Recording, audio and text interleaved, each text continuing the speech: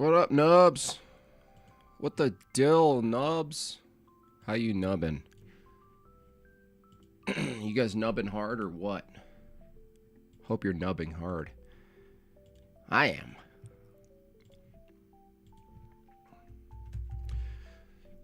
Welcome. Happy Wednesday. Today we're going to do a review, of course. I was in and out of watching the debate last night. We had Meg Bob. It's Meg Bob's birthday today. Let's hear it in the chats. Happy birthday to Meg Bob. We had a dinner last night, so I was going to do a live review. Those don't actually work so well, do they? Because you can't really stop and talk, so it's probably better off. So, happy birthday to my wife. Many years. I haven't nubbed since Nixon. Yeah, nub it like Nixon. So yeah, we're going to look at the debate. I have a highlights clip ready, but I also wanted to look at specifically Planet Peterson's opener. And kind of look at explicitly what is flawed in the secular view. What's flawed in the secular view? Because Christians are starting to realize what's flawed in the classical liberal constitutional approach. They're starting to realize, wait a second. How am I supposed to participate in government? Huge super chat from Extanglia. Happy birthday, Meg Bobby says. Thank you so much. Very generous W's in the chat for Extanglia. Thank you so much, Extanglia. Appreciate that.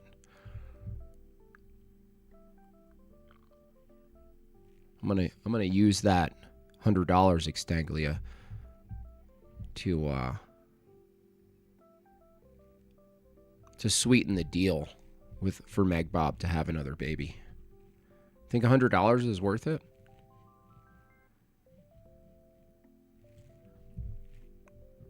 Is it worth it? I think $100 is worth it. Don't you think?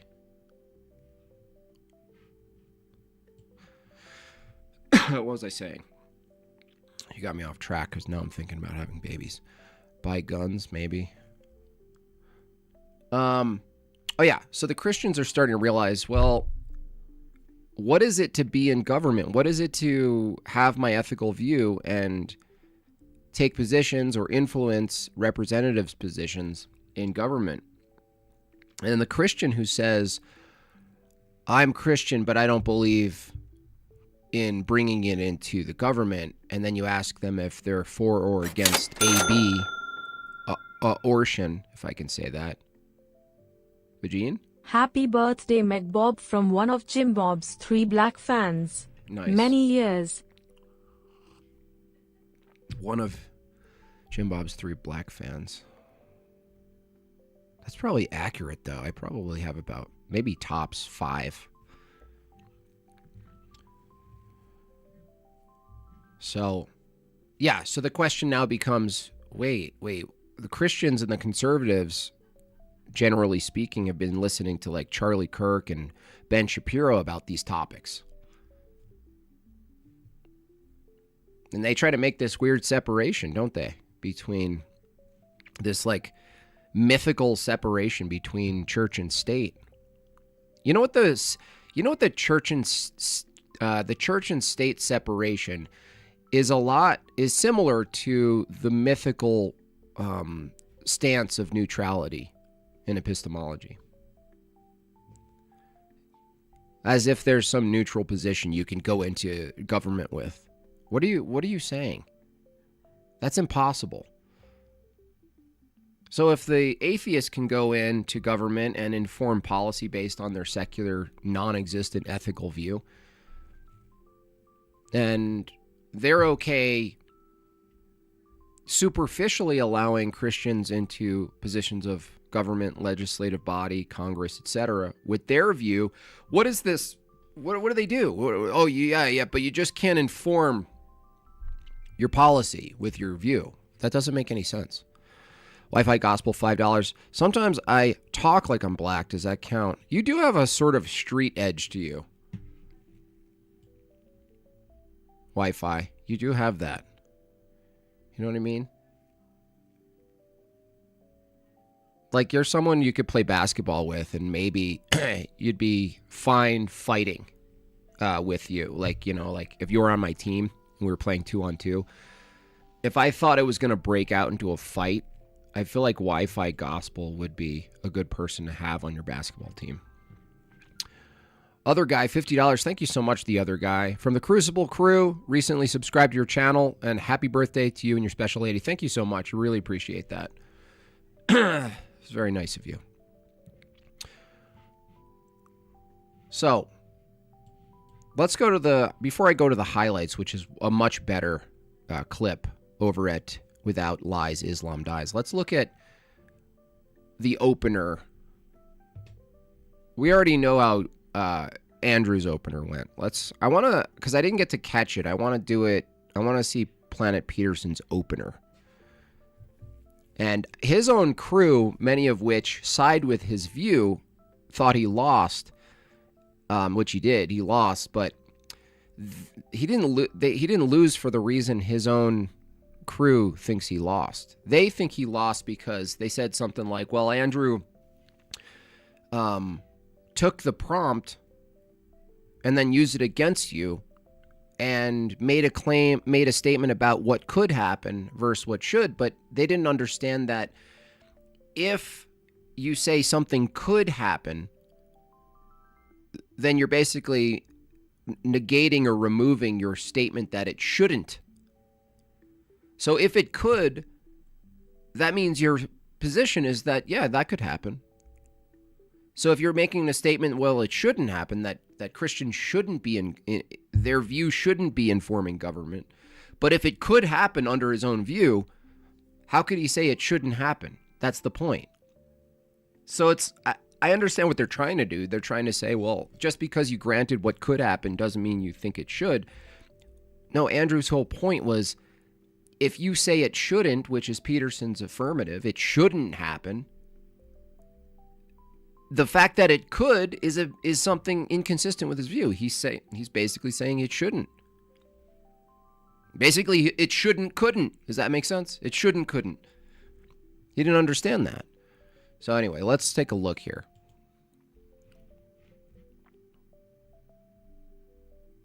Debate, so you're not enemies. Of how this thing like that. But we can engine trans. Perfect. Let's go ahead and get started. Let me know when you're ready, Eric, and I'll start the timer. I am going to be ready in 3, 2, 1. Okay, You now have just 10 let me minutes. Bill Hicks says, happy birthday, Meg Bob, many years. Thank you so much, Bill Hicks. Yeah, feel free to rain the comments, chats, however it is you want to say happy birthday to Meg Bob.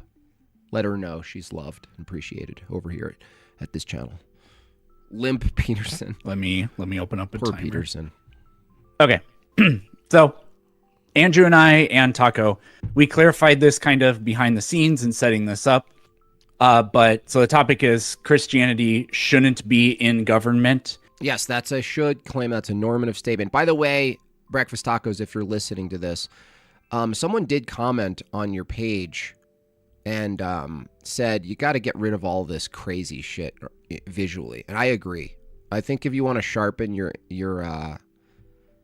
online look, your aesthetics, you got to take all this crap out. It's irrelevant, and people don't know what it's referencing. It's not clean. You know, keep the politics logo, get your Breakfast Tacos logo sorted, and then really sharpen it up, dude. It's too crazy. James Smith, $4.99. Happy birthday, Meg Bob. Thank you so much.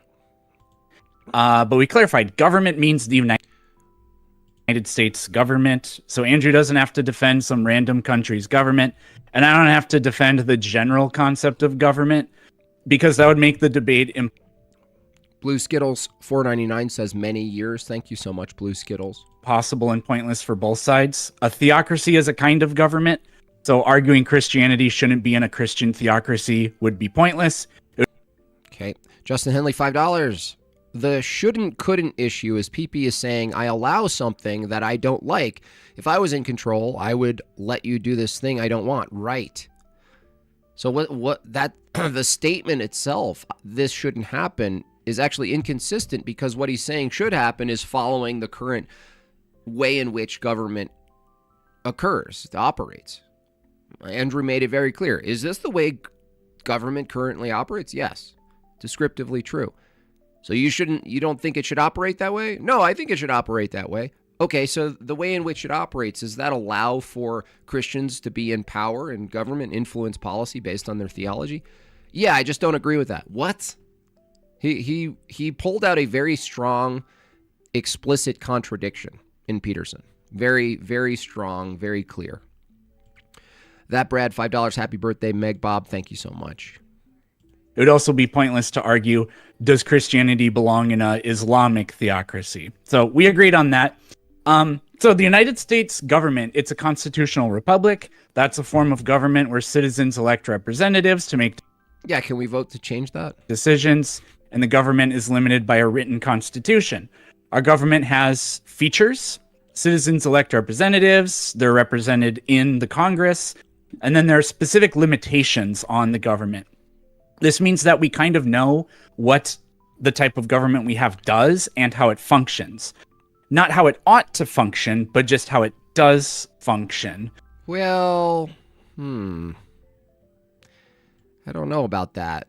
That's kind of the meta question in this debate, which Andrew touched on a little bit. He didn't need to go too far into it, but when you describe the government as it is, and then you're appealing to that government and then saying, if you say, let's abide by this, you are making an ought statement. If someone threatens it, Planet Peterson, if you think whatever your worst possible conception of a theocracy is, or some sort of like a Christian monarchy or whatever your worst view is of it, you're saying we shouldn't do that. That is to say, we should keep it the way. So you are making a metaethical assumption here, not just a descriptive of what the government is. So to make it a little bit easier, I'm just going to draw. This came up with my debate with Max, and this is true for any debate with any secularists. You can't run a nation or a society without ought claims, normative claims. You can't make normative claims without assuming that there's some sort of deontology, that you have a duty to follow those things. Do you have a duty to follow those things? No. Clay Manning demonstrating what I just pointed to. Make note, Andrew mixes up the term should and can. No, those are linked in this debate, Clay. I just told you. I told you how they're linked. If Peterson says, here's the way government is, and government the way it is, Clay, allows for the thing he's arguing against, it's a contradiction. So if it's the case that currently, Clay, I know you're a little broken-minded here. If it's currently the case that the way the government's set up allows for Christians to take office, take positions of power, inform policy based on their theology explicitly, if it allows for that, then that is descriptively the way it is. If it can be that way, but Peterson disagrees with it, he's disagreeing with the way it is. So his claim now is the government the way it is shouldn't be the way it is. Do you understand, Clay? But Peterson isn't saying that. That's why it's a contradiction. Simple. Draw kind of an analogy. Compare the government to some other sort of system, because governments are systems. So like an engine. An engine transfers mechanical power. There's no such thing as the correct engine, but you can still compare engines that transfer mechanical power, because that's the task of an engine, and then see which one is better at that task. Better, yeah. So better in regards to what the goal is, right? So it's arbitrary. This is another problem that Andrew brought out in Peterson's view and didn't even have to go too far into it, but There was a whole other issue Peterson had under his view in defense of it, which was, I don't like theocracies because they're dysfunctional. And Andrew pressed him on this a lot. Dysfunctional? Wait a second. There are systems that of organized society that you don't like that are really functional. Like horribly functional. Like from your view, horrible that they're so functional. So as long as something was functional, then, I mean, that was another trap with Peterson. Like if it went in that direction a little further, anything that was functional would be accepted then, because function is now his new standard. It's not that it's a theocracy, it's that it's dysfunctional. So if there was a functional system that was informed by theology, then it would be okay. Well, it's not. We're not sure what his ethical view is. Is it just descriptive? Don't use bad engines that don't work? Well, there are engines that work really well, and they happen to have Christian crosses all over the engine. Altervoid, $50. Thank you so much. Happy birthday to Meg Bob. This debate was so dumb. I wish I never listened to it. You shouldn't use your beliefs for government. Only beliefs I approve should be what we use for government. Yeah, that's a really good summary, Altervoid. That's the contradiction. P not P, right there. Perfectly said. Clay says, no, you messed up. He's saying that you can, but you shouldn't. Yeah, dude, that's the whole point. That's the contradiction. If you can, then he values what you can currently do. Clay, hello? How are you not getting this? If Planet Peterson says you can, but he says you shouldn't, then he's saying the current system right now he disagrees with. Do you understand that? But Peterson is using the current system we have right now to argue against what Andrew should and shouldn't be able to do. And yet his own system allows for it. Do you understand? Clay, come on, dude. Dude, this is rough, bro. This is hard. How do you not understand this? Or we could say something like as basic as drawing a straight line. We're not saying you should draw straight lines, but just that that's what you're trying to do. A ruler does that very, very well, whereas a compass does that horribly. So we can't drive oughts from is's here. That's the end of the debate. He literally ends the debate in his own opener. Look at the topic. The affirmative is Christianity shouldn't be in government. Shouldn't. That's the end. I didn't even hear this opener, by the way. I'm hearing it for the first time right now because I was eating a birthday dinner for my lovely Meg Bob. We can still measure normative objectives, and more importantly, we can point out contradictions. In this case, Clay says, no, he has no issue with the fact that you can, but he's arguing that if you did, that you shouldn't. Yeah, it's a contradiction because the thing he's saying is you should maintain the system we have. Do you understand, Clay? Premise one, we should maintain the system we have right now. The system we have right now allows for you doing the thing you shouldn't. Dude. The hell, dude? The claim that a compass is good at drawing straight lines, it's not really a contradiction, but it is literally not true, and a ruler is definitely objectively better in this sense. So, back to constitutional republics. A constitutional republic that disenfranchises people. Andre says, happy birthday, Jim. Well, this is also my birthday month, but today is specifically, Andre, my lovely wife, Meg Bob's. What do you think? Andrew's a good debater. Yeah.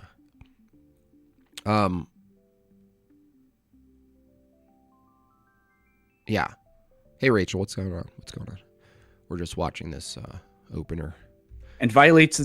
Rough one. Clay might be one of these people who simply won't get it. It could be, Jonathan. It could be. I'm trying to be patient with him, right? I'm trying to not allow my Lenten demons to take over. Its own constitution is clearly one that doesn't work because that's the opposite of what they are. So I'm not here to tell you that there's a correct type of government, that I know exactly what it is, or that Christianity in government would be like objectively the worst option or anything like that. But we can prove that Christianity should be in government is false in the same way that a compass is good at drawing a straight line is a false statement. So point number one is that we literally know for a fact that religion. This is the end. How did he even take this approach? He's saying descriptively it's the case that Christianity could be in government, the same way a compass can do what a compass does.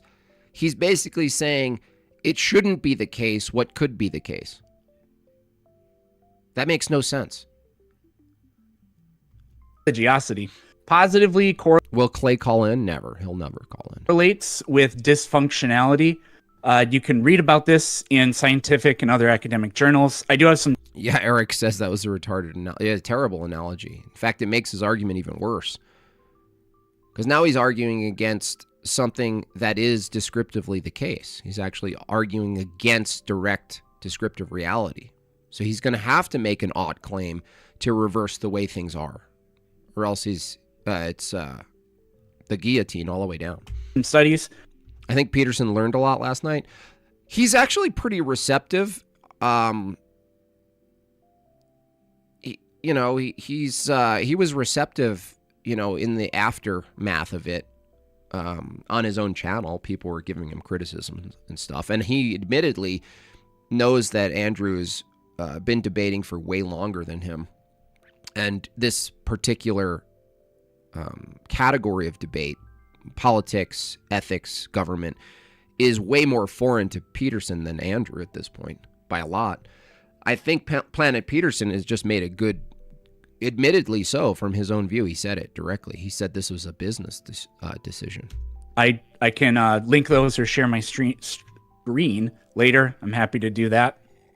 Point number two is that the framers of the Constitution, I don't think they were idiots. They studied this and they thought about it extensively, and they understood that no religion can make a claim that is legitimate to rule that can be acceptable. Even in a Christian nationalist's wildest dreams, this could never work because, well, if we became a Catholic theocracy, well, then Protestants would lose their minds. They wouldn't get what they want out of this. So what is it that you do then when you can't Christianize Islam, you can't Judaize Christianity, you can't Catholicize Protestantism? You make compromises instead. And that's what limited powers do. And that's exactly what happened. Madison drafted the First Amendment and its Establishment Clause. Now, Christians, in an attempt for confirmation bias, they try to, they go with this mantra of, no, separation in church of church and state. That was something Jefferson said in a letter. It's not actually in the Constitution.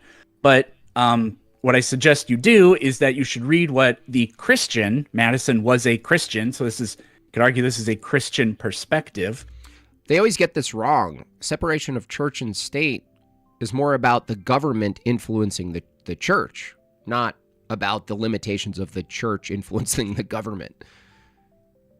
They get these wrong all the time. They have this like fantasy world where they thought these initial, even Ben Shapiro might even get this wrong, maybe on purpose, where it's like, no, you're talking about the reversal protection, not the protection you think is being said. He's the one that wrote the amendment, and when asked what it means, or the establishment. Jim Bob, I did call into the post-debate review of this debate, and I got a Christian to admit that wanting to burn people at the stake. What? What are you talking about? Someone who says they're Christian, Clay? What are you even talking about, dude? You've been around in my chat for at least a year, and you still think if someone calls in and calls themselves a Christian, that's an argument against what, my position? Holy moly, dude. Have you missed all the calls that people call in and say they're Christian and talk to me and I disagree with them? You think that's a win for you? Hey, well, I called in the after show and someone claimed to be Christian and they said the burning of the stake. So, haha. What are you talking about, man? Someone help him along. Unbelievable. A $250 Bob chat from the Happy Wilsons birthday to to Meg Meg Bob. Bob from the Wilsons. Thank you so much. And with the accent of Vagine, it just adds to the sweetness. Knowing that Vagine has to deliver that. Sorry, Vagine.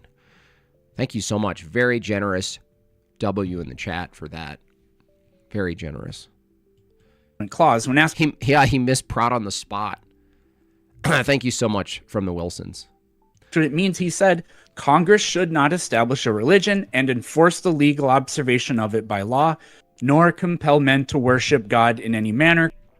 Alter Void says $5. Thank you so much, Alter Void. The other dumbest thing is when he is saying we are a representative republic, but if the majority is Christian, then yeah, totally. Yeah, represent what? If the representative represents the populace or the constituents are rich, not money-wise, but rich in Christian values, how can you possibly argue against it? He's in a perpetual contradiction. Contrary to their conscience. So according to the United States Constitution, Christian ethics are forbidden from being part of government. A national religion creates a dysfunctional government. In other words, it's a compass, not a rule. See, I'm not hearing any should arguments. The question is, the affirmative is Christianity shouldn't be in government. His own defenders, like Clay here, are saying, well, the problem is Andrew's conflating could and shouldn't. Well, dude, you're hearing it right now. Peterson is leading with descriptive what is the case. He's starting with the way it is right now is the way it should be. Don't change it. Don't threaten it. Well, dude, all Andrew had to do, which he did, he just came in and said, the way it currently is, can that produce the way you don't think it should be? The simple question. The way it currently is, the method of the way it is, could that produce a scenario that you don't think it should be? That's all he did. Ruler. So Andrew's position, I think, would be illegal. So I'm not really sure.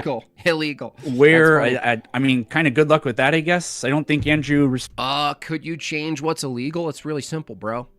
The way it is right now, if with the power of representation and voting, could you vote it certain things to no longer be illegal? Hello, come on. Respects people who simple loot and riot, cross the border illegally, or violate the Constitution in any other way.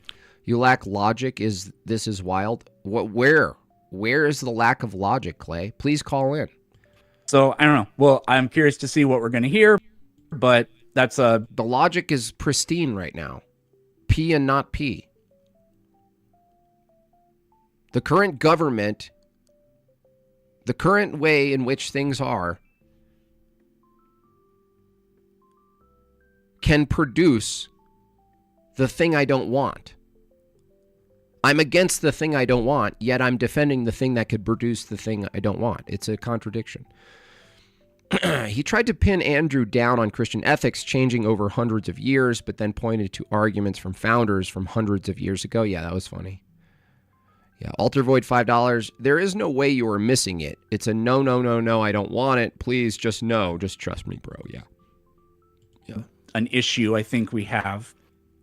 And then the last... Maybe Peterson, look at how Christianity took over Rome, even though it was illegal at first, thing right? Is... even the establishment of this said constitutional republic was basically men, forcefully planting down a flag that says like liberty from you guys, with guns. That wasn't like a voted for thing. This is like an established, a declarative statement with the willed use of force in the real time. This comes up against arguments against Rob Knorr, where the thing he's appealing to is this established form of liberty and rights, but the way in which liberty and rights was established doesn't use the current system of liberty and rights the way it's established. Does that make sense? It's like the way in which we did that, the process for doing that is not identical to the process that you're currently in. point of how I set this up is that governments are systems. A perfect example here, which didn't come up in the debate, but I wish it did, but Andrew didn't need it to. But it would have been really fun combination of argumentation and rhetoric is if you look at women's rights, liberation, voting, the process through which they used, right, was like actually fought against. Like, does he agree with that? Like if women can vote out their own vote, are you okay with it? Because guess what? The history shows that whole system that was advocating for women, the majority didn't want it. And the irony is that they shut down the women who tried to show up and say, we don't want this. They actually silenced women in order to increase the volume of certain women. It's backwards. But couldn't we do that again, Planet Peterson? Couldn't we just vote? Couldn't we amend anything we want? Yeah, through the same system.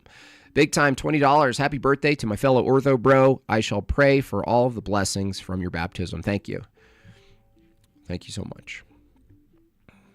Systems they have a certain function.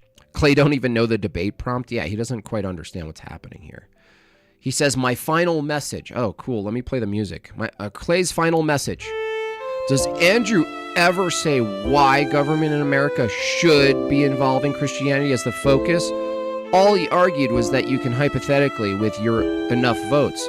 Dude, are you retarded? The debate prompt. This is how a debate works, Clay. Often, a debate works like this. Someone takes the affirmative position. In this case, Planet Peterson is taking the affirmative. Christianity shouldn't be in government.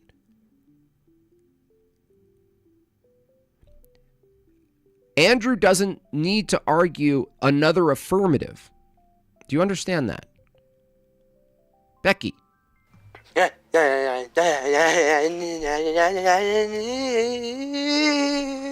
not how it works, dude.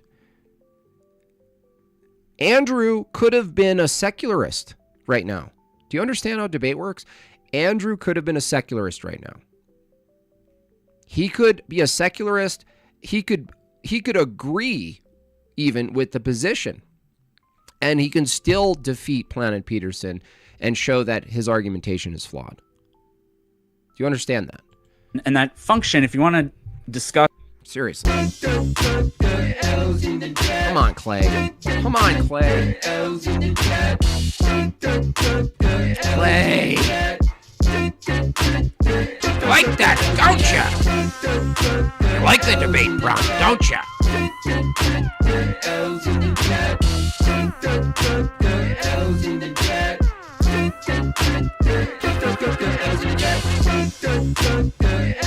You like the affirmative, don't you? Come on, dude. Are you learning anything over here? Are you learning anything? Clay, if you disagree with the statement that it shouldn't, then it follows that you believe that it should? No. That's not how it works. You don't need to take a position. You can take a totally neutral position and defeat Planet Peter's his argument, dude. Hello. No. I just told you that that's not true. You can just take a neutral position and question Planet Peterson's argumentation and never make a positive statement about what should or shouldn't happen. Do you understand that? It could work either way. Yeah, you're right. You could start affirming things. It should. But that's not required in this debate. Do you understand me? What the hell, dude? How do you not understand, bro? Gosh. Alter Void, $10. This is like the convo I had with my brother this week, and he just believes that you shouldn't push your beliefs on others, right? Like I said, like that belief, that it goes over their heads every time. God bless your brother. I brought that up as a question Planet Peterson totally dodged. I got it in simple form. It's something, what is it? Rights are beliefs. Rights, that's a belief in a right. Premise 2. Rights require force. Okay? Conclusion. Rights as a belief requires forcing the belief onto people of rights. It's really simple. 1-2 punch. Philip Drew, $5. I kind of agree with Clay a bit. I wish there was more debates where both sides had a positive. Negative side is too easy. Negative side, Philip, is easier, but if you're saying you wish there was more, that's fine. But in this debate, it wasn't necessary because the contradiction in Peterson was drawn out regardless of Andrew taking a positive position. That's what's important to know. Whether or not you think there should be more positive, that's not actually agreeing with Clay, Philip. Clay is actually arguing that it has to be this way in this debate. That's not true. You just want it to be, which would be maybe more fun, positive. But that's not what the debate is. How would you design a prompt to require both sides to present their cases? I mean, they do it on modern day debate all the time, which I would argue makes for not as good of a debate. Why? Because often what happens is nobody goes internal, and you have to spend your time deciding whether or not you're making an affirmative for your position and whether or not you're spending the time doing an internal critique of the opposition's affirmative. The affirmative and the negative is way better. And Breakfast Tacos, he's going to take this and probably produce better and better debates because of it. Because if there is a strict affirmative and a strict negative, yes, the negative is in a better position always. But the debate is very clear. You can process the debate with better clarity when it's an affirmative and a negative. But you can switch it. You could do like the affirmative, but then do a whole mini debate where the affirmative and the negative go. And then you switch it and you go to the affirmative. I've seen debates like that as well. I think that would be a good debate. It would just be either longer or it wouldn't be as rich because you have to, if it was shorter, you can't fit a lot of that in. Hoopy Fruit says, I don't think it's possible to force beliefs. No, that's not what it means. You can't force someone to believe something. I agree with you there. We're talking about forcing your beliefs onto people. So it's not that they, like, I don't believe rights exist, but I'm under the force and operation of the belief that they do. That's what I'm talking about, Hoopy Fruit. That's what I mean by a forced belief, forcing your beliefs on people. Crucible Limited says, I take the positive position. It should. Yeah, you did take the positive. It's just like you didn't, like, in this debate, you could just completely annihilate them, which you did, like, without even doing it. But you, why not take both? I made multiple arguments in my opening for why it should. Yeah, it was up to Peterson during the cross exam. Yeah, he couldn't do it. He just doesn't understand, and the secularists basically don't understand this. They don't understand that there's no way, and Andrew's opening pointed to rights. He specifically said in his opener, rights are an example of something you're forcing onto people. The Christian, well, the real Christian, is okay with this. These like softer conservative Christians that hold on to some sort of like separation of church and state, or they don't want your ideology in government, and you're like, this is the moment you agree that abortion should be illegal and it's derived from your theology, you're in a performative contradiction if you hold that your theology shouldn't take place into government at all. Of course it should. What the hell else are you going to refer to when you're talking about what should inform policy other than your worldview, your ethics? There's nothing else to point to.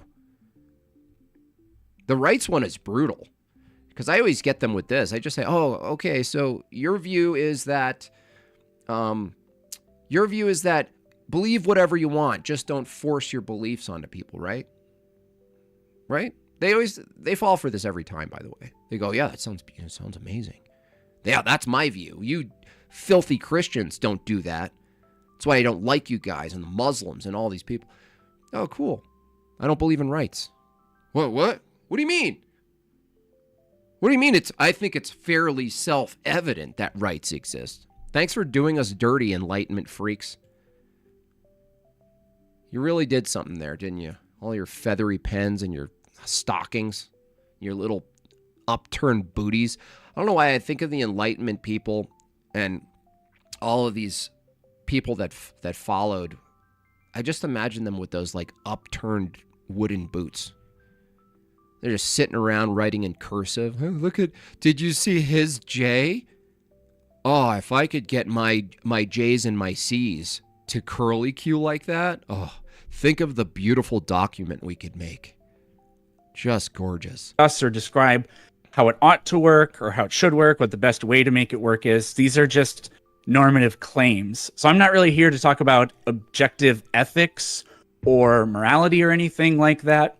But if Andrew does try to do that, I'm not really sure. What do you mean? What the hell? I bet Andrew's confused at this point. The topic is Christianity shouldn't be in government. I'm not really here to talk about ethics or anything like that. What? What? Dude. What? Sure that Andrew has the argument. But even if he did, we have the problem of arbitrariness, and you can't derive an ought from an is. So yeah, that's the end of your debate, dude. That's the end of your debate. Happy birthday and many, many years, Meg Bob. Crown emoji. I pray you have a great birthday and a safe vacation. Enjoy Kawaii. Athanasius. Orthodox cross emoji. Praying gesture emoji. Thank you. Upturned booties, that's funny, yeah. They had that too, Tiffany. They had their upturned booties. Yeah, so Peterson just ended his debate here. One of the sharpest cleavers against the secularist is the is-ought gap. And if he's taking the affirmative, Christianity shouldn't be in government is an ought claim. I don't know why Peterson seems to think the debate prompt was Christianity isn't in government, which is still false. Andrew demonstrated that it actually already is in government. I'm not really sure how Andrew's going to try to prescribe Christianity being in government. I don't understand. Well, it seems like all Andrew has to do, which he did quite well, is establish that if there are any Christians who are currently in government, and they're informing their policies based on their theology, I don't find anything wrong with that. I'm not sure what Peterson has to say about that. I'm willing to listen. Just don't think he has any good arguments. I know I'm late, but happy birthday, Megbob. Thank you so much. Extangly, another $10. Thank you so much. I found that most mainstream Republicans have too much faith in the majority to vote ethically. To trust in the Constitution and rights is to trust in the morals of the majority, which shift often. Yeah, they basically, honestly, I mean, what's happened, similar to the Protestants, shout out to my prots in the chat, the way they made the Bible a fourth person who whispers to them, the constitutionalists, the Enlightenment fruitcakes, the classical liberals, modern conservatives, they've made the Constitution an extension of Holy Scripture, essentially. I mean, the Christians, at least, who are like, well, I mean, can't we just merge this? And you're going, no, you actually can't merge it. Is it functional? Is it useful? Sure. But what we're seeing now, and it's coming up in a lot of the rhetoric, is this duties and rights distinction. When you debate a Planet Peterson or Max or anyone else who's trying to come up in the ranks of the secular debaters, there's not a lot of them, by the way, that can even hold 5 minutes of their own position in defense. They have a problem with deontology. They don't have duties and obligations. This debate could have just as well gone to Planet Peterson. Do we have a duty and obligation to make sure Christianity doesn't infiltrate, so to speak, the government? He could never tell you from a secular view why that's the case. Tain't nothing. Whereas the Christian not only can tell you why why Planet Peterson doesn't have any duties and obligations from his view, but a Christian could actually argue that it is their duty and obligation to inform law from their theological position. Peterson, taint nuffin 499, Peterson engaged in parts whole fallacy, composition, when he accused Andrew of no true Scotsman. Yeah, he tried to bring in other, quote, people who are proclaimed Christians, and that doesn't work. Orthodoxy doesn't hold to an arbitrary criteria. Yeah, it gets into that for sure. He's perfectly welcome to use, because this Do you believe the Constitution was divinely inspired? No. is what I will try to do. He's perfectly welcome to use any normative claims for what Andrew wants to see happen in government and why he thinks maybe Christianity will help with that. But I think they're going to contradict both the religion and the government in question. And we'll see whatever it is, or later that whatever normative objectives Andrew believes Christianity brings, and those would be his reasons for wanting it in government. I think that there are serious and literal contradictions in almost The irony that Planet Peterson thought there was going to be contradictions on Andrew's side. all of them. So that's my opening statement. Yeah. Here, let's move to the highlights, because that's going to be much better to look at here. Let's look. I asked if they should be allowed to be in government. Should they be allowed to be in government? You can. This is from Without Lies, Islam Dies. Go follow that channel. They do a lot of good clips, highlights. Without Lies, Islam Dies. Shout out. You can reframe the answer. Should pedophiles be allowed to be in government? Andrew, do you feel bad for your opponent after nights like this? Nope. They deserve it. Mr. Peterson made a very long hit piece about yours truly called Andrew Wilson Said That Was Fun. Busted to begin with, so actually wants to have, which is just God Isn't Real Though, which means nothing. Pair of churches and public services such as record keeping, funeral services, and many others. We would call this a form of symphonia. He was referring to, I think, Finland, some of those other countries. They have this they still have a history, by the way.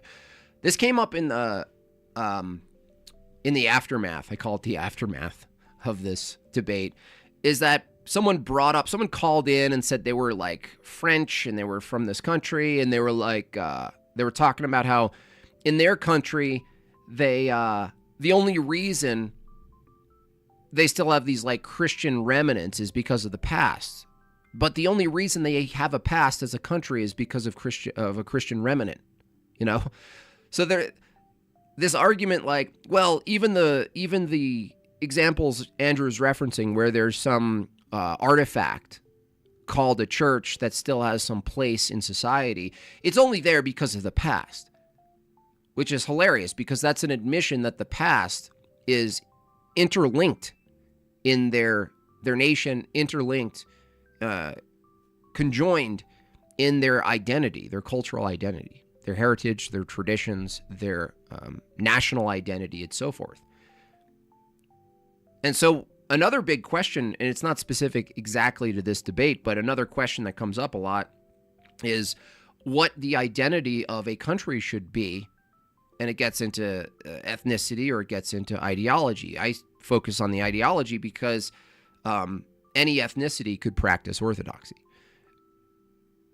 But the larger issue that comes up with all of these debates, by the way, they have no view of what to preserve.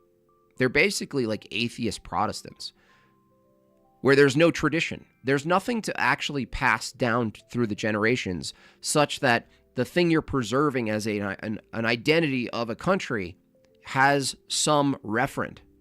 What is it? What's the practice? What's the value system? What's the ethical system? It's literally, these people argue literally for non-existent traditions. They're like, no, that's what makes us so great, is that there is no singular tradition. Oh, wow, that's going really great for everybody. Orthodoxy, the idea of the church working hand in hand with the state, represented by a two-headed eagle. Now, here in the USA, you can imagine that the government levying a tax at the behest of the church and then collecting it along with normal income taxes would be something Mr. Peterson wouldn't like very much. It's an example of the church and government working just fine. But wait, there's more. Since these are two different churches, one the Orthodox Church, the other a Lutheran church, you would think there would be significant social problems. He brought this up in his opening. Quite the contrary. That's odd considering their dogmas and doctrines are so removed from each other, isn't it? Yet, by all accounts, these two bodies, while they engage in rigorous debate, generally work hand in hand towards the general good and welfare of the peoples of their nation. Mr. Peterson will claim in this debate that there are so many different denominations of religions. How did I predict that? How could we possibly choose which one would represent us? Yet, all of those denominations exist in Finland, and they're doing fine. The happiest people on earth, supposedly. Yet, they have Buddhism, Hindus, Jews, Catholics, Anglicans, Islamics, all under the same... Clay Manning, another top-tier argument here. What's better, sticking to an old book and never changing, or being open to new ideas? Sticking to the old book. It depends on the book, though, Clay. We're talking specifically about Christianity, which is, there's extra biblical aspects to Christianity, Clay. What's better, Clay? A society with long-standing workable traditions and practices and norms, with a cohesive ethical system, or one that's ever-changing and doesn't have anything, Clay? What do you think's better? Notice how secularists can only come to their conclusion because they are in still an inherited system that has religious foundations. They're arguing still within. They've been adopted in. They've inherited the basically what's remaining left of religious foundations in different countries. Specifically, more explicitly in the United States, Christian, even if you included like a general umbrella, even a heterodox Christian nation. Mumble $2. That strand hanging from your hat is bothering me. Where? Oh. There you go. Well, that was $2 worth. Hope it was worth it. Same roof of a nation, with two denominations being officially recognized as state churches, and those churches having a say in actual policy making. This should be some kind of nightmare for Mr. Peterson, but it seems to work so good that they're the happiest people in the world. Go figure. Now to U.S. policy, try to understand that our nation itself isn't divorced from religion any more than Finland, and never has been. There's simply an establishment clause saying the federal government can't favor... Yeah, it's just like the remnants of religion are just still there in all these countries. One religion over another, or prohibit the free exercise of it. Interestingly, they still can. One way is they simply don't recognize a religion as valid, and they do this by not recognizing the church as legitimate and not recognizing them as a church and giving them the same status as other churches. Which, by the way, they do all the time. The IRS has official rules for what a church is. In fact, it includes creeds, forms of worship. It's super extensive. Now to the arguments themselves for Christianity being in government. One, the early history of the United States is one that tells a different story than modern secularists would have you believe, like Mr. Peterson. The founders in shaping this constitutional republic referenced Deuteronomy more than any other philosophy. This study was cited by the American Political Science Review and is noted by the C.S. Lewis Institute, who remarked this. This is also a book that records God's dealings with the chosen nation, especially in establishing the... Uh-oh, we have a ping pong game. Crucible Limited sends $20, says, put the strand back, tell the guy to be quiet. Oh, it wins. It wins out. The $20 wins the two. Political and legal institutions necessary to govern a nation. Extanglia $10 says, what's better, an old book that says 2 + 2 = 4, or being open to new ideas? Clay, probably. Yeah, like Stanglia. What's better, Clay? An old book that says 2 + 2 = 4, or a new book that says chop off your kid's wiener? Jules?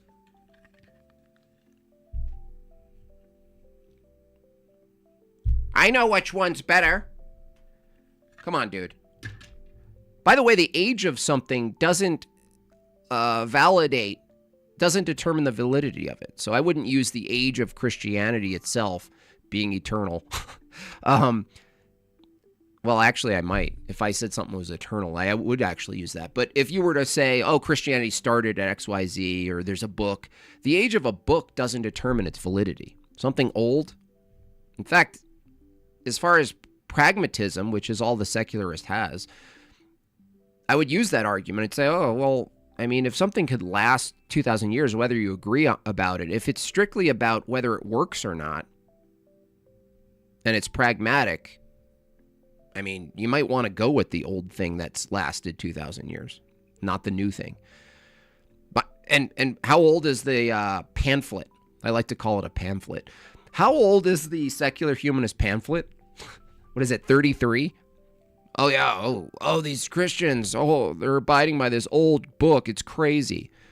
Oh, and your alternative is a, what, 100-year-old secular descriptive, 15 secular descriptive bullet points?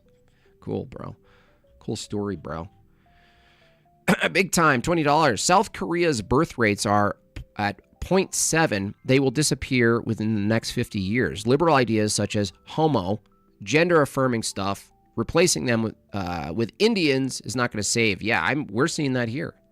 I keep seeing vagines everywhere. And I don't mean vaginas. I mean like Indians. Everywhere. Now, we can find text in the New Testament that deals with government. Think Romans 13, for example. And it gives us a sense of the duties of citizenship and the like. But what we find in the book of Moses and in that condensed version of Deuteronomy is the nuts and bolts of how do you make the establishment of a nation. This is direct proof, by the way, end quote. This is direct proof the Bible was indeed used heavily to determine government structure itself. My second argument is that most states that are founding already had state religions, and that you had to swear oaths to Christianity to even hold office. The Constitution was ratified 1788, and there were still states with official state religions, which makes it laughable that under the 10th Amendment, they didn't allow states to have state religions because they clearly did. Our founders were fully aware of this fact, stating the Constitution was for a moral and religious public. Quote, our Constitution was made only for a moral and religious people. It is wholly inadequate to the government of any other. Oh, yeah. John Adams. Oh, yeah. Adams is talking about even men made it who believe longer. like Mr. Peterson, by the way. 9 of these states required a sworn oath that Jesus Christ is Lord, in fact. There didn't seem to be very much confusion. My third argument is that the entire United States is already run like a religious institution. Men with ceremonial black robes who sit on high pedestals judge the people. I really like this rhetoric right here. This is really good because everything we know about a system of justice is reflective of a Christian system. You know, not to say it's a perversion necessarily of like a priesthood, but it has a reflection of a justice that's higher.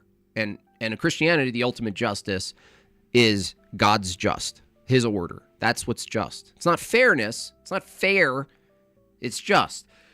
Everything that's ordered derivative of Christianity has a reflection of a church.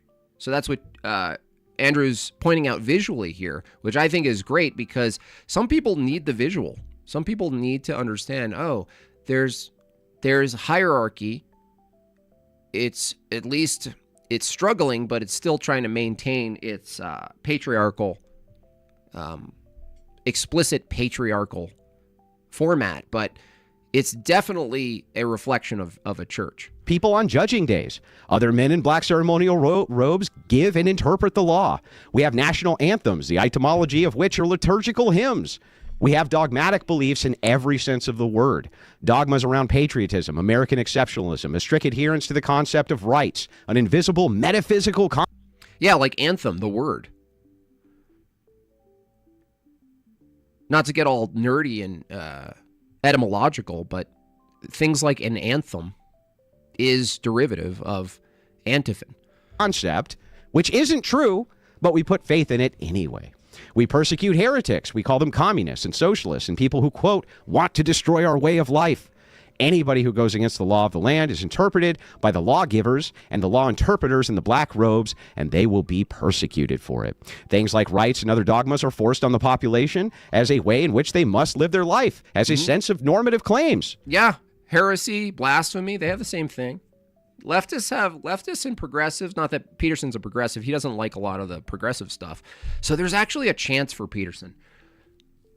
It'll take years, but this point is huge too, is that they have their own blasphemy laws. So why would a Christian be against a blasphemy law if their opposition is totally in favor of it as well? We're not. There is certain decency codes and things that we would be totally fine policing. Our politicians take oaths of office, often given on the Bible itself, but the fact they are giving oaths at all infers there'll be some kind of divine intervention to that oath breaker. They give oaths of office just like they used to. I would argue the entire system is religious and dogmatic and is very... Mumble says, for $25, get the strand out of my face. All right, there you go. Very nature, and Peterson will have to explain why those dogmas are incompatible with Christianity, or reject it, or in any way wouldn't be made better by it. My fourth argument is that blind justice makes no sense. It makes no sense. Andrew's like, my fourth argument that I only needed the first one to defeat you. Absent the Christian view. This concept is uniquely biblical. Neither rich nor poor judge them the same. In a non-Christian view, there isn't really any reason at all for justice to be meted out the way we mete it out. An eye for an eye or serious punishment is just as reasoned for justice as forgiveness and rehabilitation. Why can't a rapist be castrated or graped himself for the crime of grape? Why not murder the murderer? This is every bit in conformance to reason as the current justice code, except the current one still relies on Christian ethics. I have 6 more arguments after this. Yeah, 6 more. That's funny. But I think that's probably as much as I can fit in for my really opening. funny. But let me address a couple things before we get to the... That's really funny. 6 more arguments. I gotta hand it to Planet Peterson. A lot of the people who talk so much shit and they're so loud in every chat and complaining on every panel about Andrew, at least he showed up. You know, he did the stream where Andrew's mean and Andrew's dumb and Andrew's this, but at least he debated him. Which is more, I could say, more to say about him than any of you. Oh, looks like here we go. We got a war. We got a war going on with the Strand. $5 Wi-Fi. I try to support, but I'm a bit stingy. But birthdays are special. 3 times the Bob chat for 1 awesome Meg Bob. May God smite you with wealth and never let you recover. Bagel reference. Thank you, Vagine. I really appreciate that. Whoever that was, I appreciate you. Wi-Fi Gospel, $5. It's hard to imagine why Pee-Pee Head was so hesitant to secure a follow-up debate. Yeah, why? At the end? Yeah. Well, he knew. He kind of knew it. I do give him some credit for kind of knowing, without even saying it, he's in over his head, but that's why he did it. So I actually respect him for that. Crucible Limited, $50. He says the Strand will stay. Yes, the Strand is staying. We got a Strand war going on. Justin Henley, $2. JB Grifton off of having hair and his wife being born. That's right. I don't have a lot of opportunities to really take advantage. Cross-examination. I agree with Mr. Peterson. He can't get an off from an is, but then he makes this really bizarre claim. He said, Peterson says, I'm at the mercy of a should claim, but he's at the mercy of a shouldn't claim, which is also an ought claim. I don't know if he knows this or not. When you say you should not do thing, that's also an ought claim, just like saying you should do a thing. So saying we should not have Christianity in government is making a normative claim. It's literally making an ought claim. So I don't know what the fuck he's talking about there, but we can get into it. What can you do when you can't criticize Islam, he says, or Christianize Islam or Christianize these people? What do they do? Andrew says Peterson is an enjoyable person to debate and generally talk to. Yeah, he's totally fine once you break the ice with him. We were really contentious, but now we engage a lot in chats and stuff. So he's someone you could have a panel on. And when you press him, he's been sort of canceled before by the loony left too. So he's earned a chevron at least. Tiny chevron. Doesn't take much to be canceled by those freaks. But he does have a chevron. In Finland, where all of these different denominations live together, and there's 2 state religions. Well, what happens is Yeah, the 10th Amendment goes into effect, and it's up to the ethics of the population to put in the religion that they choose. Also, he says, Andrew, next time you do a debate and you have 6 other arguments that you didn't say, you should put them as members only and be like, if you want the 6 other arguments. Christian ethics are barred from government, and that's actually kind of just counterintuitive and stupid. If you vote your conscience and you're Christian, that's Christian ethics. Just like that, that's Christian ethics. If you're a politician and you're voting based on your normative ethical framework and you're a Christian, you're going to be voting against abortion bills. What did it get canceled? It was something like, it was in the, I think it was some progressive stance that was like, I don't know if it was Troon oriented. I forget what he said, but he took a more of a neutral position. You know, I think he's more of like a sort of like understands that a capitalist view is better, but he has a view that there's right-wing loons and left-wing loons, and they're kind of the loudest and this kind of stuff. So, you know, it'd be interesting to see what his whole view is, his whole political view. He also admitted, I'll give him credit for admitting that he can't justify rights, that he does hold to something that he can't justify. And so, you know, he has to take that into when he does criticism of other people and say, you can't justify X, Y, Z. He does have some things, admittedly, he can't justify. Rights is one of those things. You're going to be voting against tax bills. You're going to be voting for all sorts of different things, which are going to rely heavily on your actual ethical framework, which is Christianity. Yeah, it's already there. It's already there. And does he want to get rid of it? No. What he'll say instead is, no, I'm fine if Christians utilize the Constitution by voting in other Christians who can then amend the Constitution. So it's like, he can't even tell me that they shouldn't be there. He'll actually have to say that they should. And with that, I'll cede my time. We can get into the cross-examination. There's this guy, Pastor Anderson. He's a real piece of shit. He says, look, the Bible clearly says that homosexuals need to be put to death, and the United States government should do it. So I'm sure that Andrew Wilson disagrees with all of that, right? Yeah. Okay, so were they wrong? And well, what you're using is called a genetic fallacy. So you're trying to attack the position based on the source of the particulars. So this is actually what you're making is a fallacious argument. If you were just asking me, so. if you're can you just very quickly, and again, you can reclaim your time, but can you just pull up a genetic fallacy and then tell us what it says? Just from memory, my understanding of a genetic fallacy is because things occurred, like historically, this is what occurred, then therefore it was good or justified. No, that's more of a naturalist fallacy in a sense.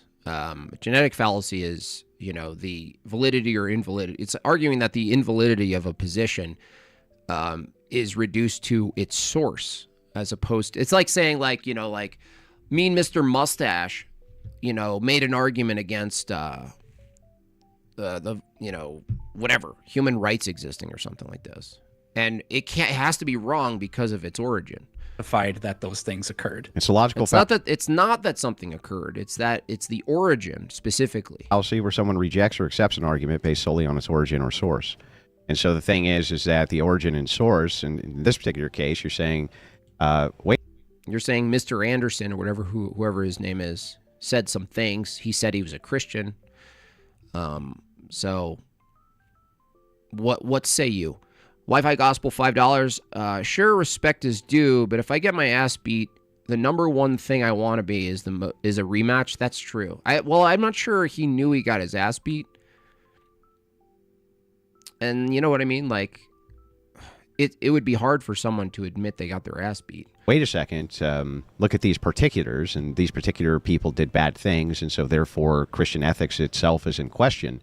That seems silly. It's not actually attacking Christian ethics. You're just attacking bad things a person did and then saying somehow this relates to Christian ethics. That is quintessentially a genetic fallacy for sure. Now, if you put it in question form, I can still accept it and I'll still answer to the question, even accepting the genetic fallacy, which is like, so what? There's laws in Kentucky that I believe you can't shoot rabbits from a trolley cart. I disagree with that law too. I think it's pretty stupid. For one thing, I want to shoot rabbits from a trolley cart. That's one. But the other thing is that I would not, if I were to say to you, secular ethics were bad. Now, if I were to say they were bad because I can't. Hoffman says random angry prot said bad thing. Shoot rabbits from a trolley cart and you disagree, therefore secular ethics bad, you would reject that, right? And rightfully so. But anyway, if you're ready for the cross-examination, I am too. So we'll be moving into your cross-exam now. It'll be 30 minutes as well. If obviously, feel free to reclaim your time. If something's going on, you can ask questions, get back on topic. Let me know when you're ready, and I'll go ahead and start your timer. And once again, try to answer the questions directly and concisely. Yeah, I think that's fine. I'm ready when you are, Mr. Peterson. Perfect.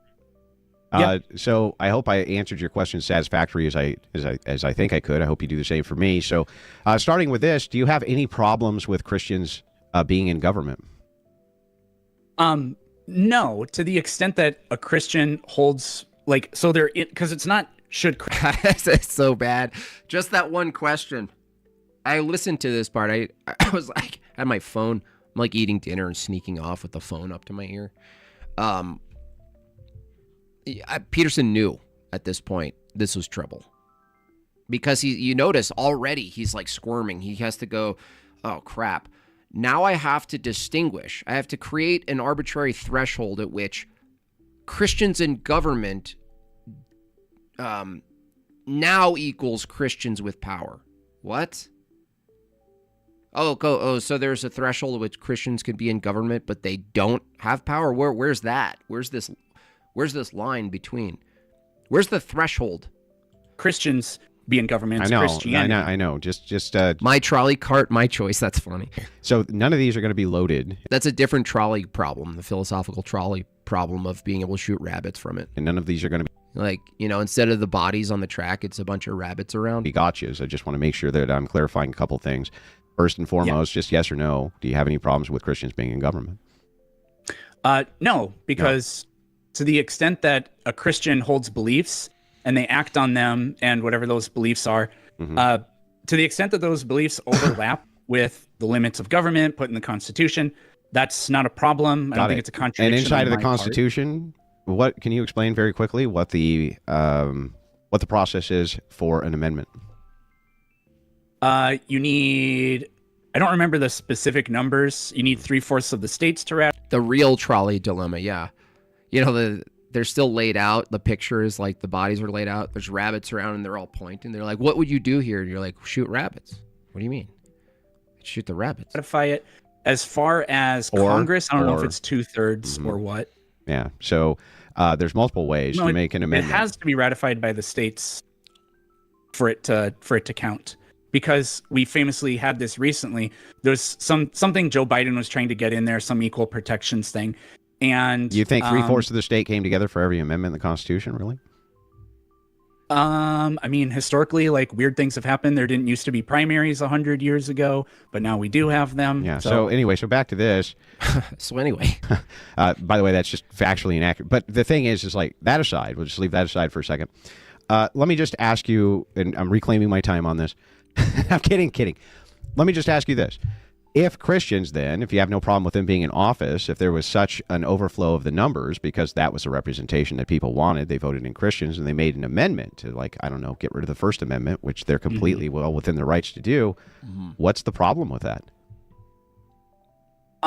So our Constitution has a system where you can amend amendments, the 21st or 2nd, whatever, undid prohibition. Well, no, you can just undo amendments altogether. Yeah, with amendments, but yeah, I mean the problem with, I think the problem with this is, this was good faith. Yeah, it was mostly good faith. There was a couple points there where Peterson was bad faith in the cross exam, but generally speaking, what's cool about all of this, and breakfast tacos, capitalizing on this, is that all of the meanie pants people, me, Andrew, Jay will probably eventually get in on this particular little sub area of the internet, these debates, is that we're showing that the Christians, who are the big meanie scary, the theocracy nuts, as we're pointed out as being, that we're quite capable of coming to the table and doing a good faith argument back and forth and being successful at it. And so a lot of the people who don't engage, they like to just write you off and go, I will never platform them. I will never do this. I will, these guys don't deserve your time kind of thing. And people like Peterson are going, oh, well, even Breakfast Tacos platforming these debates is showing that not only are we capable of debating, but we're capable of being likable by the opposition. That wouldn't be... If you amend the First Amendment, then I can just say, well, then we can just re-amend it because it was wrong of them to amend it in the first place. So Sure. Yeah, you could re-amend it after you get power back. But if Christians actually have power, what is your actual argument against them amending the First Amendment, which is prescribed in the Constitution that they can do? I don't have an argument that they can't do it. The First Amendment says that is something that can be done. Should they not be able to do that? Well, it's kind of weird because we have an establishment clause. Weird. I don't know if you guys noticed this, but weird is a very common term peculiar to the counter-apologists, the secularists, the atheists, even the leftists. They like to use this word a lot. Weird. I think it's weird that you think Christians can't come in and completely engineer government to fit their ethical standards. So if they did that, well, yeah, I mean, but we used to have a slavery clause, right? Then it would be. But hang on, Mr. Peterson, we used to have a slavery clause, right? And we amended that. You used to have a slavery clause? Yeah, we used to be able to own slaves. That was yes. That's not a. No, none of the first 12 amendments said you can own slaves. Okay. That's completely false. I'm sorry. And hang actually, on. Back up. Hang on. Stop. It's not your cross-examination here. Okay. Just so that you know, though, you do realize that there were state constitutions which said you can own slaves, right? Before secession happened, it specifically said that they could own slaves. Okay. Yeah, specifically, and also, you do realize there was a 3/5 clause, right? Yeah, black people counted as 3/5 of a person. It's all those things.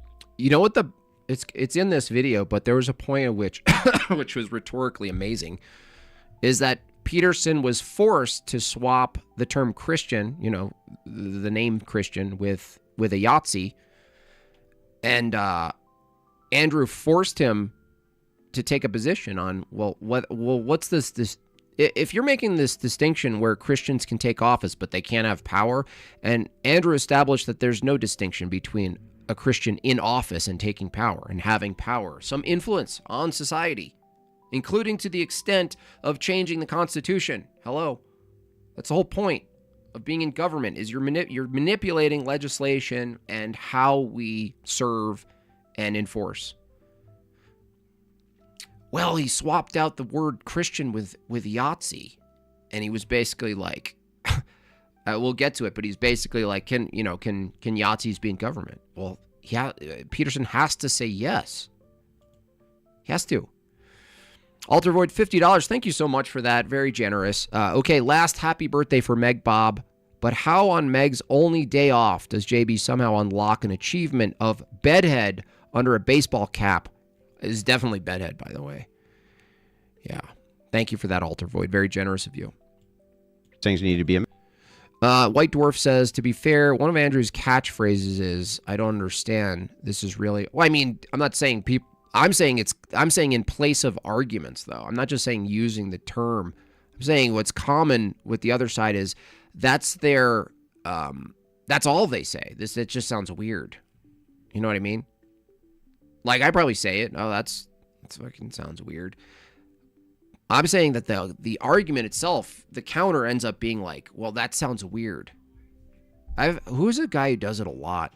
The British lad, Nathan from Gnosis. He's like, this is weird. He says, I find that's weird. You're like, what? I find my British accent weird. Amended, right? Well, if the Constitution gets changed, then that becomes federal law, and then it supersedes the state constitution. Right. So at the federal level, if Christians went ahead and amended the First Amendment, what's the problem? Well, I think it would be wrong because I think that's a violation of what the First Amendment says. Yeah, but Yeah, that dude, what? Wait, if you can lawfully, using the system, change what the First Amendment is, and you say, well, what's wrong with that? And he says, well, that violates the First Amendment. Well, no, that's the thing in question. That's the thing we're determining whether or not through the current processes, the thing you're defending, can we do that? Can it be done? No, I don't think it should be because that goes against the thing that you're violating. What? What? That's like saying, like, can we, if Andrew was all, you know, well, do you think we should be able to vote to stop women from voting again? I mean, Mr. Peterson, do you think that we can do that? And he says, no, because that would violate women's voting. What? What? That's not an argument. That's not a counter. What the hell are you talking about? You can, but you shouldn't. Yeah, that's what we're waiting on, Clay. If you can, why shouldn't you? That's for Peterson to. How are you, Clay? How are you still not getting this, dude? Becky? Do we really need to play L's in the chat for Clay again? He already got one. We gotta do it. Unbelievable.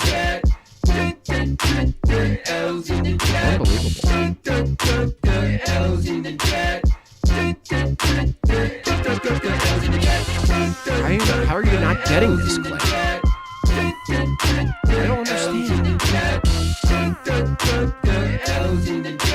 How are you not getting this? You're not getting it. Peterson's whole argument is that you can't. Currently, we said, could you? Yes, but we shouldn't. Why? Because you can't. Do you understand what's happening? Peterson's ethical argument is resting on the descriptive of what you currently can't do. Andrew said, well, could we? Well, yeah, you could do it, but you shouldn't. Why? Because you can't. What? But wait, that's circular. What? The Constitution is set up so that we can amend amendments, yes or no? Yeah. So if it is the case that it's set up for us to do that, if Christians have power, yeah, Clay, we told you to go have a coffee. And you have no problem with Christians having power, and they amend that amendment, what's the problem?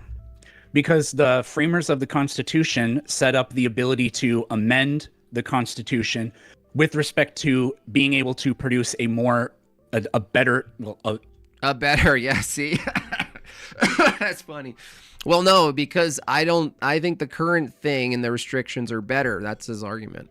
Well, no, that's not the question. The question is, why ought we keep something if your own system allows for not keeping it, is Andrew's cross-examination here.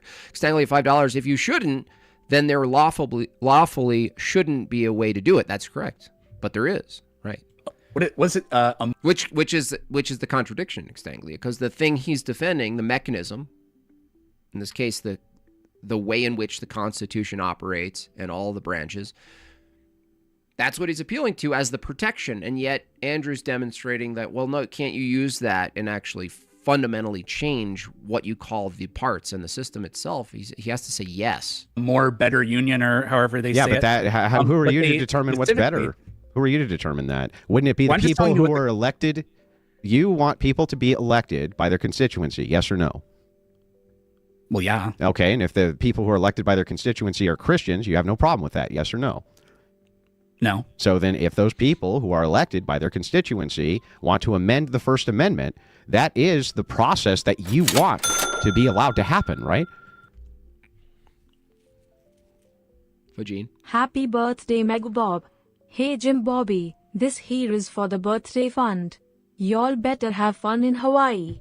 You sexy thing, Yui. Thank you. Yeah. Thank you so much, Fajin. Really appreciate that. Slay by Truth, happy birthday to Mr. and Mrs. Bobs. Hope you can come back with a good tan, looking more like Bin Laden. Oh, yeah, I want to show people that at the end in Slay by Truth. Someone made a AI of, like an AI. You know how you do the, shortcut thumbnails? Boy, they did me dirty. No, because you didn't let me. You didn't let me finish my answer.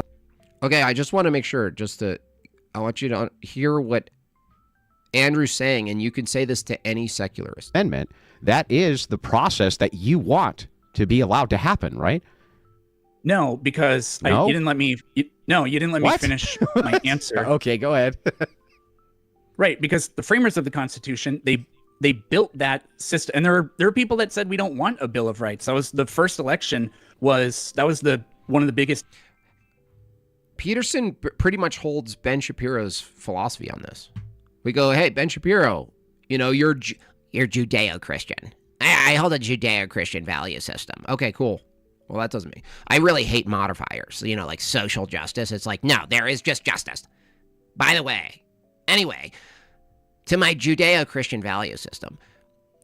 Well, the Founding Fathers, they were so amazing. They were so amazing. That's why I collect all of their detailed artifacts and pieces of clothing, and I sniff them in the dark basement.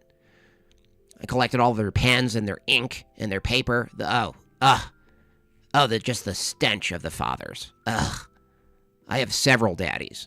They're all founding. I found my daddy, and they were the founding fathers.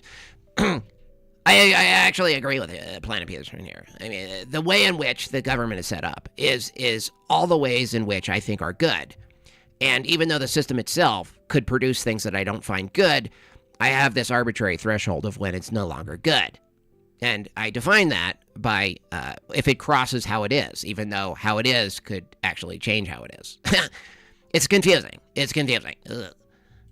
Go Israel. Go Israel.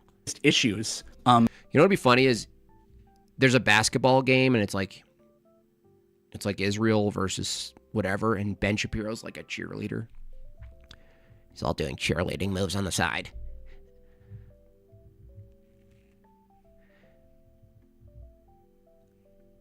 Up in the air, over the rim. Come on, people, bomb children.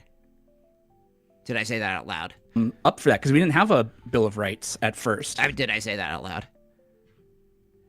But they did that in order to, they thought that was their way, that in the future they'd be able to keep having a more functional, a better union, a better constitution, a better government. But they initially said no state government because that will.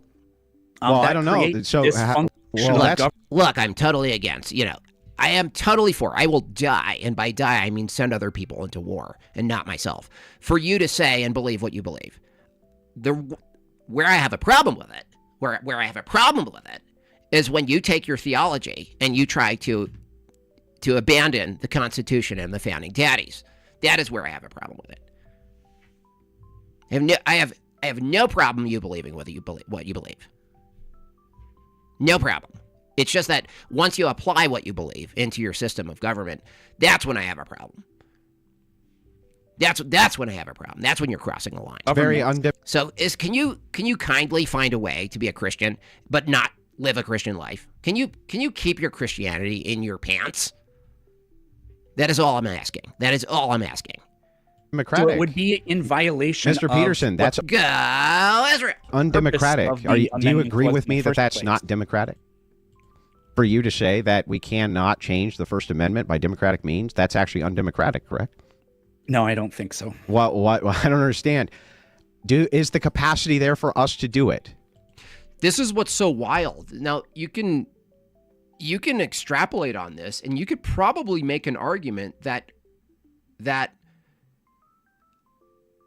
using force to set limitations on what you can and can't do within a democratic or pseudo-democratic representative democratic republic, whatever, you could argue quite easily, which is kind of like indirectly Andrew's saying, is basically a form of authoritarianism.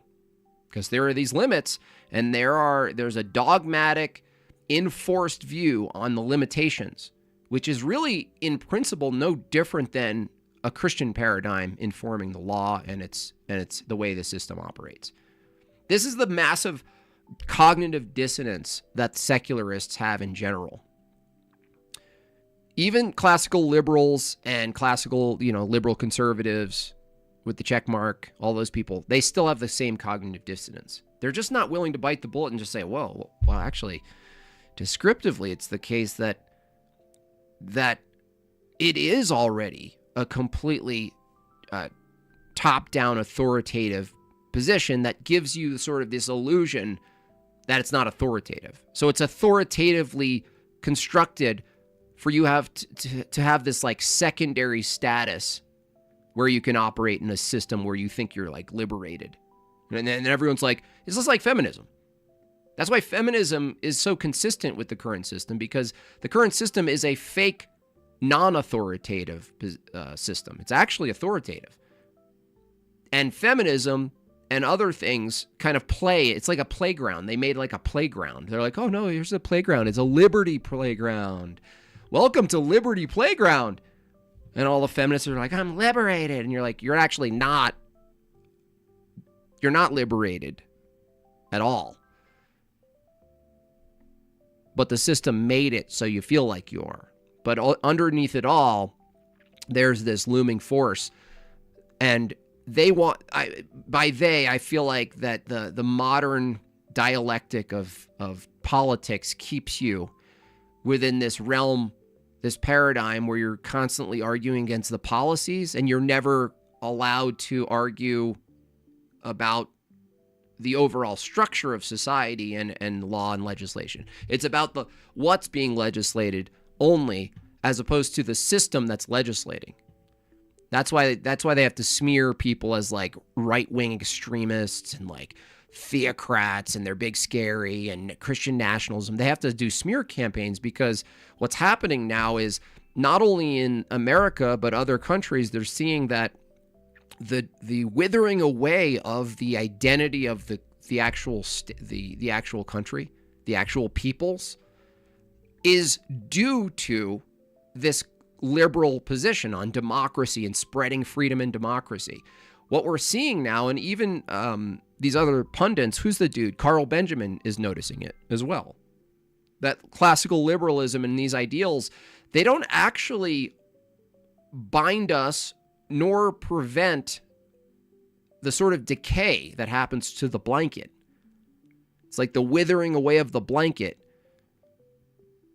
and pretending that you're preserving something called liberty and democracy. Well, no, we're seeing that that liberalism is literally, it's like if tradition and culture and national identity, tradition, all of these things are the blanket, classical liberalism is the seam ripper. You guys know what a seam ripper is? It's a very specific tool in textiles and fabric and design and all this that just cuts all of the main seams away. And they still defend it. They're not seeing the connection here. Is it written into the Constitution? James Lindsay, yeah. James Lindsay's noticing that we can do this. And you don't have James Lindsay's just doubling down with his little turtle mouth. Problem with Christians being elected by their constituency.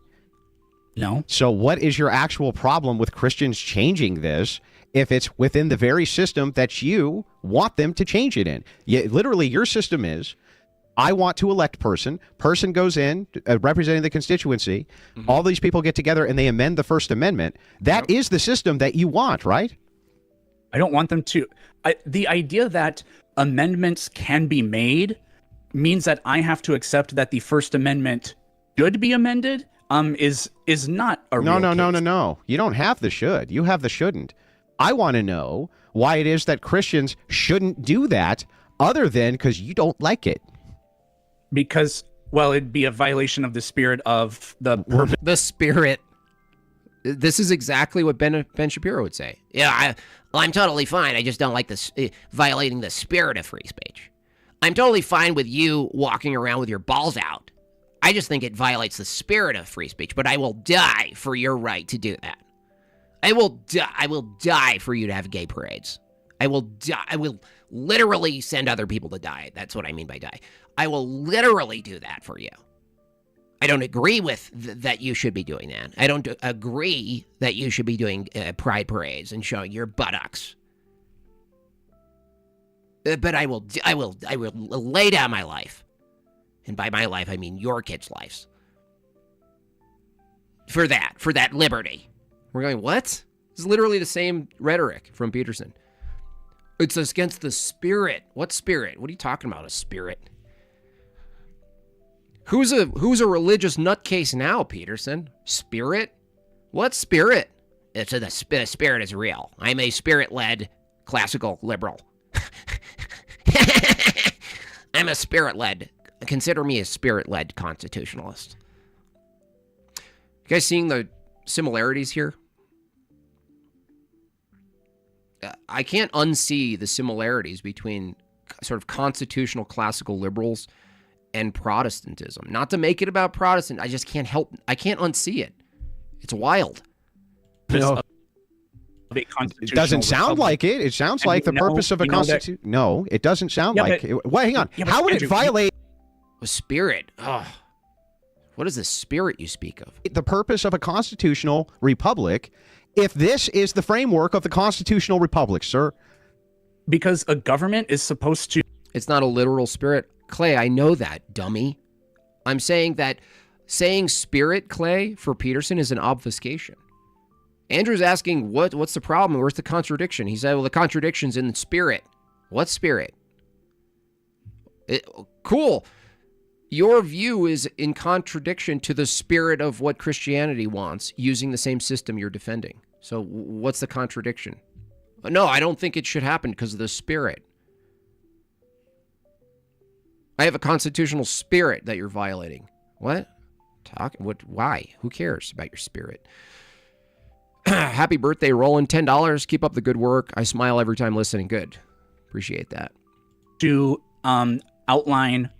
Duh. Don't you know, Clay, what the spirit is? It's not an actual spirit. Yeah, we're asking, what is he talking about? No f***ing duh. That's what it really is. That's what it really is. Brad nailed it. The revolutionary spirit. That's what the spirit is.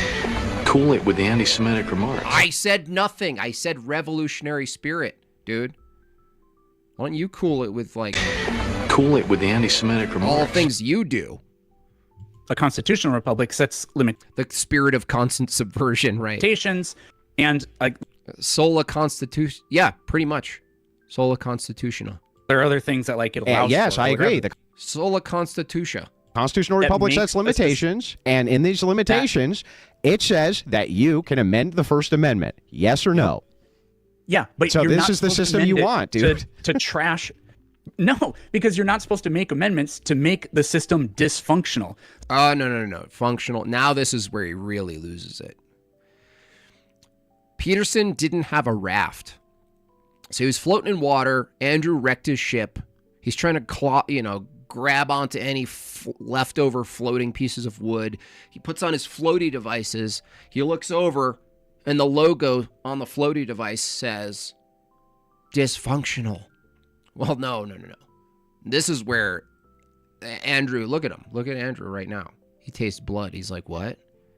Dysfunctional? It's like saying, hey, I own an engine, right? What would be, hang on, I want to win the Daytona 500. Dysfunctional? Oh, right. Defending same-sex marriage and, 5 dudes buying a baby in a house. That's functional because of liberty. Right? What would be dysfunctional? Okay. Well, what's dysfunctional? Yeah, what's dysfunctional? Why would that be dysfunctional? Into my engine. Wait, stop. You're not going to win the Daytona 500. What makes you that? Can't tell me I can't. I'm going to reclaim my time. Silly. What makes that dysfunctional? What makes it dysfunctional if they? Dysfunctional point was a fail. Yeah, I think this was actually the moment. He already had him, right? He had him in all these points already, but this was the point he took a really bad path. Because this, ultimately, Planet Peterson's entire argument is about what he thinks is functional and dysfunctional. The reason this loses is because if it could be demonstrated that a system he disagrees with on some other basis, whatever, his moral intuitions or whatever, he has to admit that a functional version of it would be totally fine because his standard is now function. It's not an ethical view. It's a utility view. This was the end of it. Once Peterson was pushed off of his metaethics as the focus, he went to utility, and Andrew was waiting there with a three-dimensional chainsaw. Do they have that, by the way? A chainsaw has just one axis. I have a 3-dimensional chainsaw. They got rid of the First Amendment when we have countries, by the way, which I just cited in my opening, that don't have this separation. In fact, England, they have a state church as well. Many European nations have state churches. What actually would make the nation dysfunctional? It seems like it would function just fine. The states could then ratify amendments of their own for their own state religions. They can do that. They practically do now, like Utah. Utah is basically Mormon. Whether you like it or not, it basically is. What would actually make it dysfunctional? So, like, you can cherry pick those countries if you want, but we have studies. We have studies. Religiosity We have studies. and societal dysfunction in the United States during the first decade of the 21st century. Oh, okay. So then should we select for? Should we? Okay, bro, back up. And I have quickly. a global study. I only have so much time. I agree with you. You have studies, right, that say that religiosity makes you dysfunctional. How come you don't quote the studies that say high IQ make you dysfunctional? Should we start selecting for people who have a high IQ because it makes them more dysfunctional? Because it does. The higher your IQ, the more dysfunctional you get. You want studies on it? Wait a second. Is that why my room is a mess? Is that why I can't manage? There's a whole aspect of my life that's unmanageable. Have them in the boatloads. That's why you see people who have all sorts of issues when it comes to social behavior. The higher their IQ is, makes you totally dysfunctional. Do you want to outlaw that? No high IQ people in office? You mean low IQ people? No, high IQ makes you dysfunctional. High. Yeah, Oh, you have a that's really bizarre. Really, is it bizarre? The suicidality, bizarre. the suicidality goes up. There's tons of reasons you become dysfunctional. Yes. I do want studies. I'll give them to you happily. If you have a really high IQ, you actually become more socially dysfunctional. That is the case. Why do you think they Peterson's twitching right now. commit suicide at such high rates? Not only that, So but hang on, it's my turn, bro. My turn. I know, but you kind of asked me. Yeah, questions. and I can well, answer, hang on. but it's your time. I'm Go just for it. very quickly. I'm just going to go through this. You can't actually explain how the nation itself would become dysfunctional because we amended the First Amendment, because the constituency sent up Christians and they did that. You have to tell me how that would actually make the nation dysfunctional. If you're asking me to tell you what, if this happened, what would specifically be the next thing, and then the next thing, and then the next thing that would happen? I mean, I can't tell you a story of something that hasn't happened, which is why we refer to studies. So you just can't back your claim up. No, I have studies that can No, you back have the studies claim that up say that that high religiosity. Well, I mean, Andrew. Well, Andrew granted him even the term. I may have, not that he needed to, he kind of like dismembered him already. But I would want to know what Planet Peterson's criteria was for dysfunction. Like, how do you know the threshold for dysfunction? Because I think if he actually said it, you'd be able to use it against him on so many ways. But I don't know if he'd be able to say it. Like, what is what do you mean? What is this threshold? What's this standard or criteria for dysfunction? How do you know when you're looking at dysfunction? Because from that view, we could argue it's dysfunctional to not have families in society. From that view, if it were the case that it was dysfunctional to not have families in society, you might ask, well, is it reasonable to, through the arm of government, through the legislative body, to not only compel, but to propagandize pro-family from a theological position? That is to say, theologically informed state propaganda for families. What would be wrong with that? Because after all, Peterson, it's combating dysfunction. You know that the Bible Belt is also the teen pregnancy belt, the STD belt? My turn, bro. Well, my turn. He wasn't really. Not only that, let's just point out that also secularism has trouble with reproduction. Don't you think that it's dysfunctional if you're not reproducing? That's one. And two, you still have not demonstrated. Don't address it. I'm making a statement. It's my cross-examination. You have not demonstrated how the nation would become dysfunctional because people used your system, the one that you want, to make amendments Like, if the system says you can, based on their religiosity, to get rid of the First Amendment. You have not demonstrated that would make the system dysfunctional, only claimed it, demonstrated. So I'll talk about the low birth rates and then I'll do that. No, don't. I don't want to hear about low birth rates. It wasn't a question I asked. It was a statement I made. Answer the question I asked you. That's Preferences are grounded in reality, folks, Clay says. If you disagree, stop listening to your favorite song. What? No one's arguing preferences aren't grounded in our sense data and our what are you talking about? Clay, what's going on? seems Answer pretty the unfair. question I asked you. But you brought it up, and Answer the I question feel I need I to asked address you. it. If you want dysfunction, you just go look at the truants. Yeah, totally dysfunctional. You can address it when you get back to your time for open debate. This is my cross-examination. Please We're not answer doing the an open question debate. I asked. I didn't know you had a fresh and fit episode. I will be sure to watch that. Myron is a pretty funny host, and I seen Andrew was on that panel too. Yeah, it was quite fun actually being on that. Okay, the second thing. Sorry, what was the second thing? Thank you for that. Yeah, I will just do this very quickly, okay? Just so that you very quickly, I got to reclaim my time. Yeah. So, the question I'm asking you, you need to be you. I mean, you have to demonstrate that it would actually be Oh, the dysfunctional. That's your dysfunctional. claim. You Yep, know, dysfunctional. I don't want to hear about demonstrations that religiosity can lead some people to become more dysfunctional. I would need to know how the nation itself. Andre says, side question, would you like to debate Jordan Peterson, and on what theme? I would only debate Peterson, Andre, if I could debate him as Jordan Peterson. So I would press him on Christianity as himself. I'd be like, I've heard some of your thoughts. And I mean heard, I mean I am your thoughts. Seems to me that you've picked up Christianity as some sort of heuristic techne tool. It's like you see it as the ultimate Swiss Army knife that has all the best tools and the sharpest kit. But the question is it true, you know? It's like, can you tell me it's true? And don't give me this bullshit that you're afraid and horrified if it was true. And start crying in the corner like a little baby.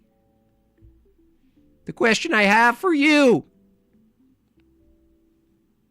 is what's stopping you from submitting to the church? And I'm not talking about the church of symbology. I'm not talking about having icons printed on your expensive tweed vests. I'm not talking about you having another sleepover with Jonathan Pajou. Talking about symbols into the night, where you're both under the blanket with flashlights looking at occult symbolism.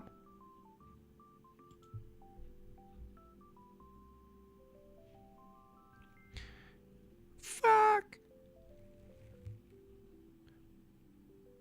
It's like I dare you to stop crying. Go ahead, do it. Can Bryce Crawford beat Planet Peterson in a debate? Probably not. Cool, Wojak, probably not. Those people, all those people, George Yanko and all those Protestant touchy-feely people, they couldn't debate. They would not be able to debate. They're like a traveling show. They're basically like David Copperfield, but Christian, but heterodoxy. Olaf says, I made a ridiculous meme edit with you and T-Jump in the memes channel on Discord. I'll check it out. Is going to become It's like, submit to the church, bucko. dysfunctional because you get rid of the part in the First Amendment that says that Congress has to respect every establishment of religion. I need to know how does that make the nation actually dysfunctional to get rid of the establishment clause? Posh redneck with 1,000 RSD, which I assume is equivalent to like $3. Lord have mercy. Prayers to Serbia. They're still eating like small pieces of meat off the rat bone. Happy birthday, Giacomo Roberto. Thank you. It's Meg Bob's birthday today, but my birthday is on the 19th And then my son's birthday, we missed having the same birthdays by like an hour or two. His birthday's on the 20th. Theo 299, here's some money for that flawless impression. Thank you. Yeah, thank you. Thank you. I should be paid for my impressions. I should probably do them more. Studies I was referring to, they weren't talking about like it wasn't about individuals. It's about the country as a whole. One does it by state basis. The other does it was a more national study. But for example, I mean, I can prove that even according to you, there seems like some pretty. See, Andrew, I think in this case he was way too gracious. He granted Planet Peterson dysfunction. Maybe he just felt, maybe Andrew is feeling bad. He's being charitable at this point, He already shot the rabbits from the trolley. He's all, well, this rabbit's bleeding already. It's going to be in my stew tonight.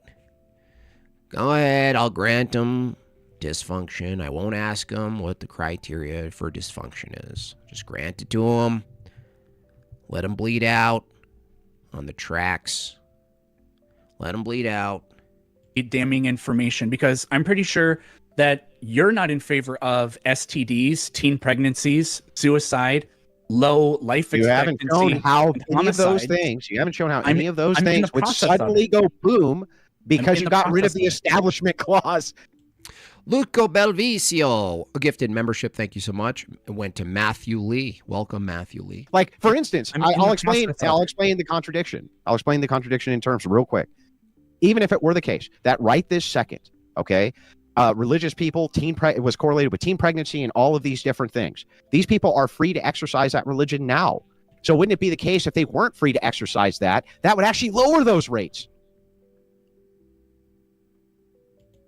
Yeah. Peterson's like, damn it, why did I do this? David James Flood gifted 1 membership. Thank you so much. Goes out to X. Welcome, X. Throwing up a few buckaroos. Yes. Listen, buckaroo. Buckaroony. Look, Bucko is a male name. The female for Bucko is buckaroo. I don't know what that could possibly have been an argument for, because what you find is all those things I brought up are highest among the most religious. RIP says 17 more. Yeah, 17 more to hit the goal. We have an hour left. Hit that goal.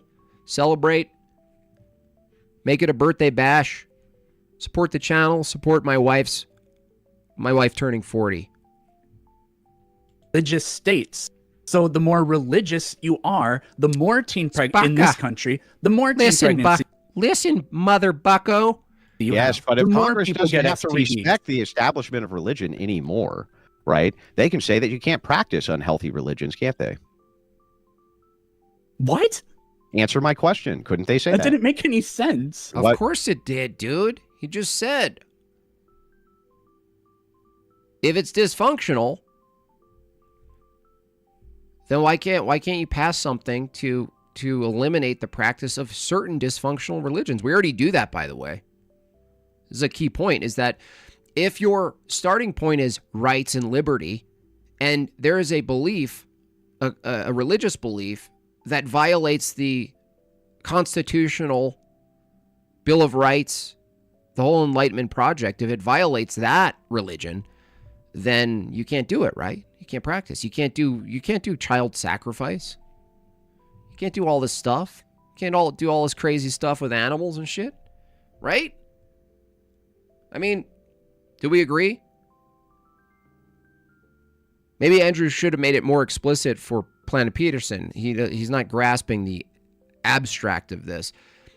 Maybe bring in like some weird voodoo shit, Are you okay, given that your whole thing is about this separation of church and state and the protection from the state from the religion and the protection of the religion from the state?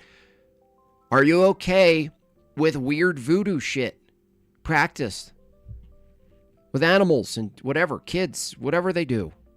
You okay with that? Lumbago 499, Sam Shamoon made a video about his podcast with George, said George has an emotional understanding of Christianity. He needs to get away from Cliff. Yes, I heard that. He was dead on.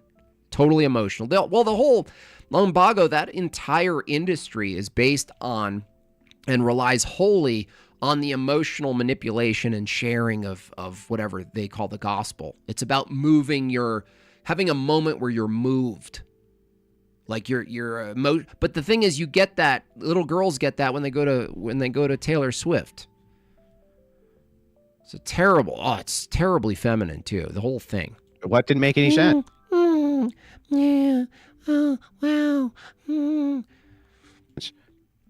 So do you want me to ask the question again? If Congress did not have to respect the establishment of religion anymore, then unhealthy religions, right, or religions they deem to... Wait, 20 Feces is finally here again? Andrew's a terrible debater? I don't think so. To be unhealthy You're for the nation. You're advocating for banning Christianity. I didn't advocate for... I'm not sure what you would refer to as a terrible debate. Who else is a 20 Faces? If you think Andrew's a terrible debater, who's a good debater? 20 Faces. Watch this. Watch. 20 Faces. If Andrew's a bad debater, tell me who a good debater anything. is. When did I make any advocation for anything ever? Just now? I'm asking when. When was that an advocation? I'm asking you simple questions about your worldview. Do you know what the difference is? Yes, I do. So, great. So then, where was there ever an advocacy for X from me? Okay, nowhere. My apologies. You fucking made it up. So that aside, I'm going to ask you again. If it were the case that the Establishment Clause was make voodoo great again, pretty much gone, couldn't Congress then not respect religions, which... Sam Cedar, that's actual... Did he say Sam Cedar? That would be hilarious if he actually said that. Did he say that? That would be funny. were unhealthy for this society. Lots of people. Name one. 20 Feces. What? I asked Tom Jump, where's morality? Where's the moral field? He says everywhere. I ask you, where name a good debater. You say everywhere. Can you answer my question, dude? It's such a bizarre question that doesn't make any sense because the Establishment Clause doesn't ban religions. It says that Congress will not make a state religion. It doesn't say that. William Lane Craig is a good Christian debater. I don't think so. I mean, I think he's a classical foundationalist, so he's good. I grant him that he's a decent logician when he's countering, for instance, Sam Harris. He destroyed Sam Harris. But what would you say makes William Lane Craig good and Andrew bad then? Now that we have your good, what do you think makes William Lane Craig good and Andrew bad? You can't refute Reformed theology with James White? No, I can refute Reformed theology without James White. Congress doesn't have the ability to ban religion. It says that Congress will not impose religious law. Even Jay Dyer is good? Yeah, we're still asking you a question. We already got your good. We're asking you what makes one good and one bad. It says the free Oh, he said William Lane Gregg, right? That's like a pseudo character I can come up with. William Lane Gregg. Exercise thereof.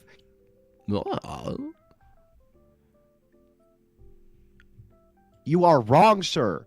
So, yes, if you got rid of the Establishment Clause, the free exercise thereof would... Andrew, big mean butthead. Be gone. So, no.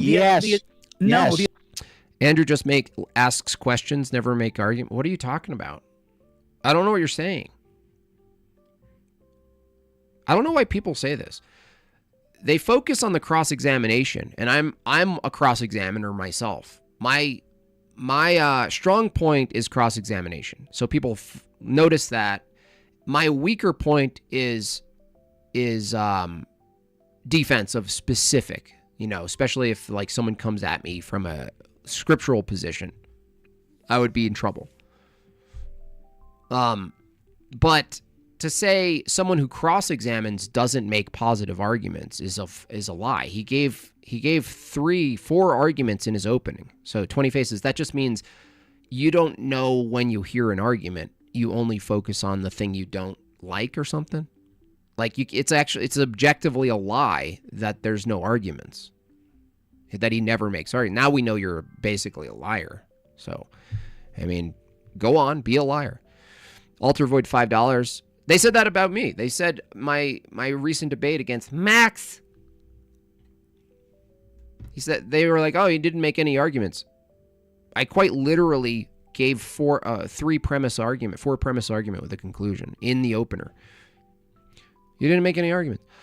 Alter Void says I can name a few: Taylor Swift, Jennifer Lopez. Jennifer Lopez, I want to dance. Sorry, I thought we were just making people up. Yeah.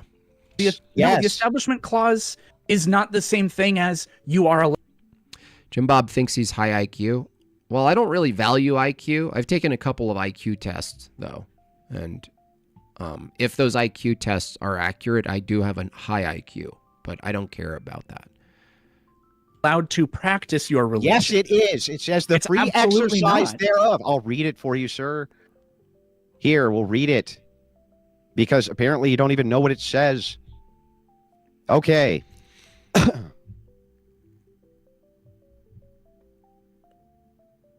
Congress shall make no law respecting an establishment of religion or prohibiting the free exercise thereof. Do you understand? The free exercise thereof. So if you got rid of that, they could prohibit the free exercise thereof, correct? Sure. So we would get rid of Christianity, wow, which you just is answered a the fucking SPD question. religion in this Can we get you a medal for actually answering the question? So yes, it is indeed the case. Calm down. It is indeed. Well, dude, I have to pull He's the answers out of you because you don't want to answer them. This is what I was talking about by bad faith. So real quick, it's bad faith. Just answer the questions, dude. So then it is the case that if Congress then no longer had to respect the free exercise of religion, they could actually go through and stop the bad behaviors of bad religions, couldn't they? Yeah, which would be Christianity. Okay, so do you think that there's any other religions in the United States which are worse than Christianity? Yeah. Yeah, okay, so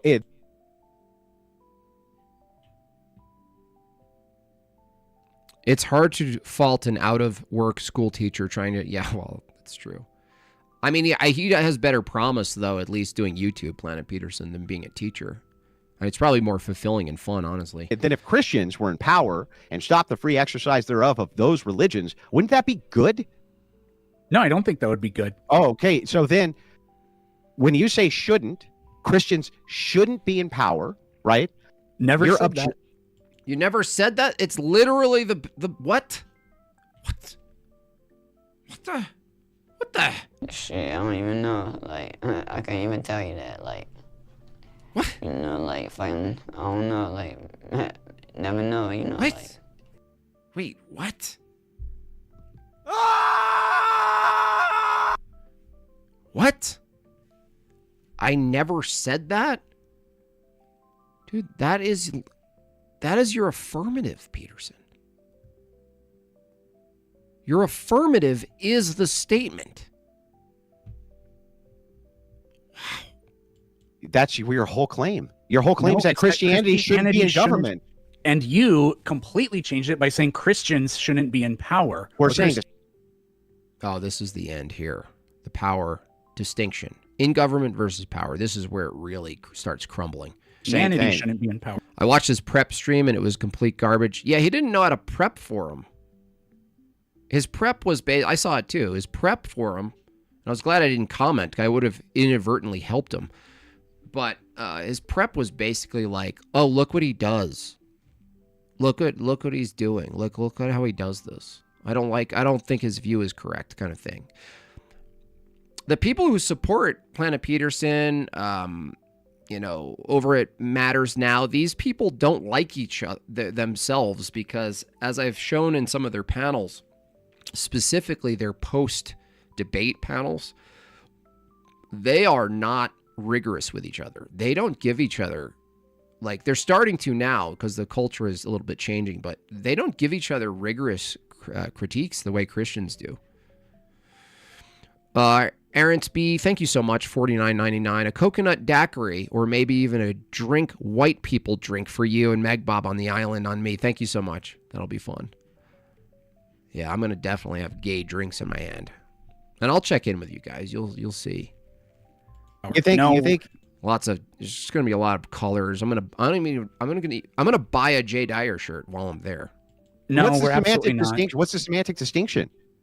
Because Power. What's the semantic distinction between Christians in government and Christians in power? This is something we haven't heard in this debate.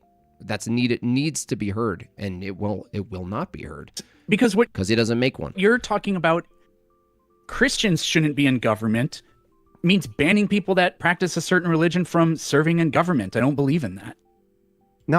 I don't believe in rights. Oh no. It's them The imposing semantic their distinction between power and government.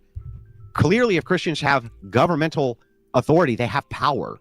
Like we're talking about the same thing. We're not talking past each other here. So the thing is, very quickly, because I only have so much time, if it is the case that Christians shouldn't be in government, but if Christians were, that's not my claim. Your claim isn't that okay? Christianity shouldn't be in government. Yes. Okay. So wait a Christianity, the spirit. Maybe he's referring to the spirit.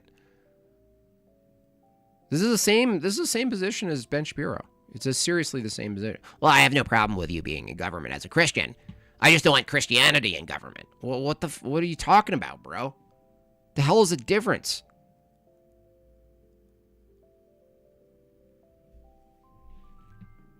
Well, there is a difference. We totally accept that you have a Christian value system and your ethics completely inform what kind of policies you support and what kind of policies you present to legislate.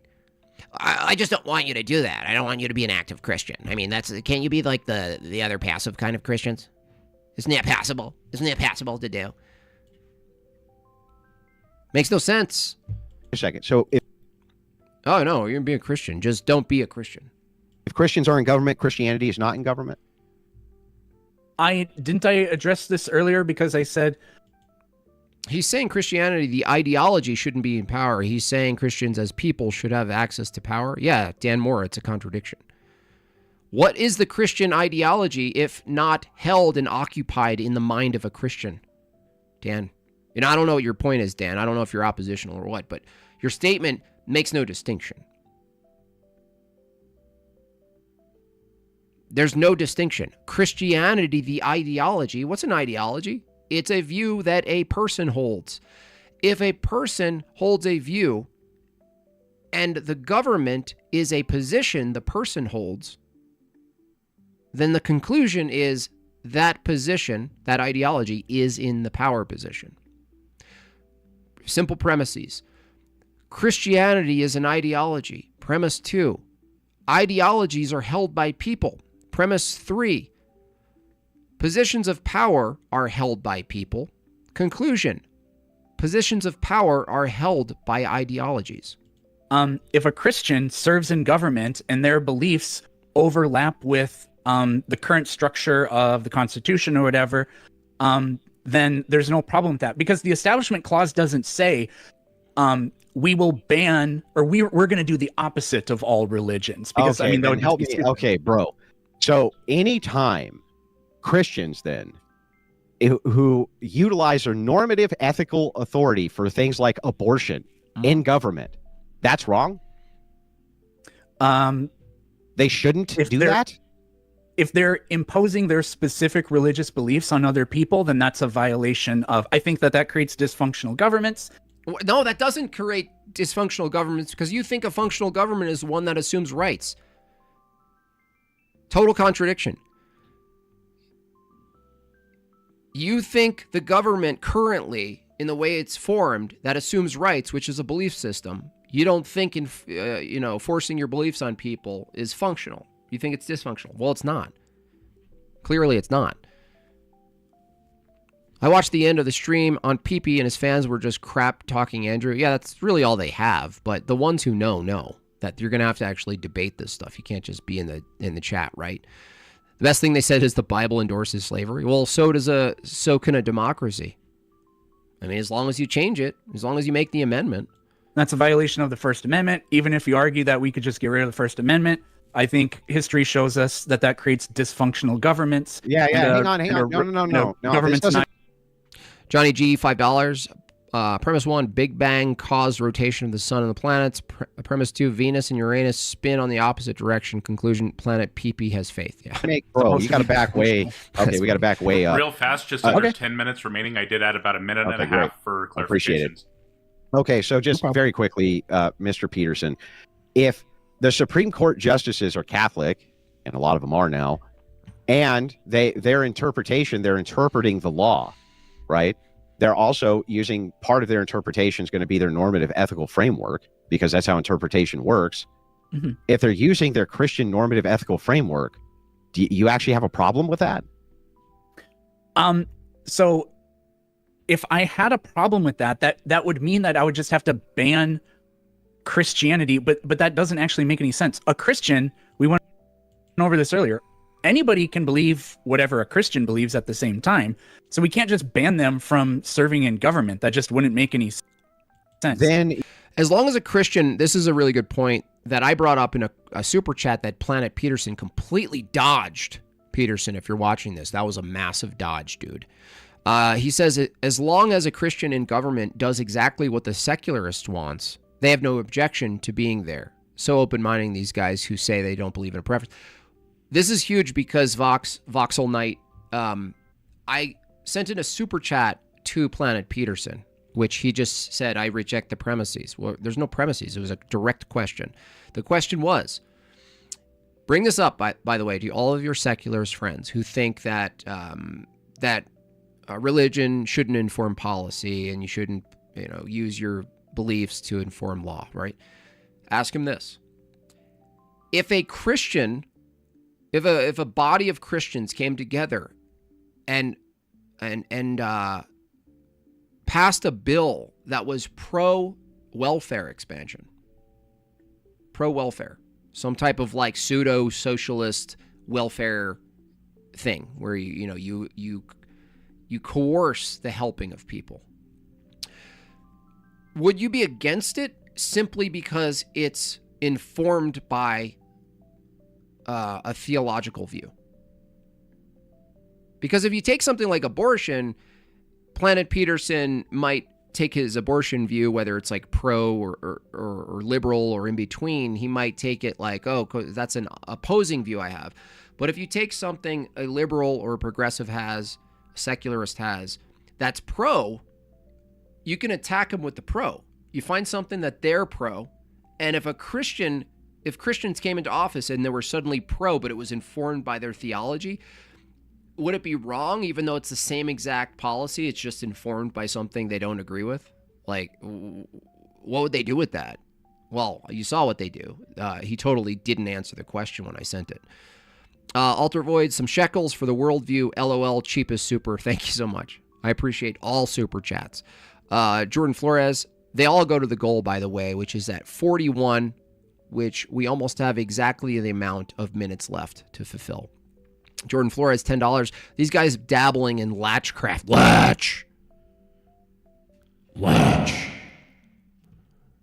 Kind of government do you want?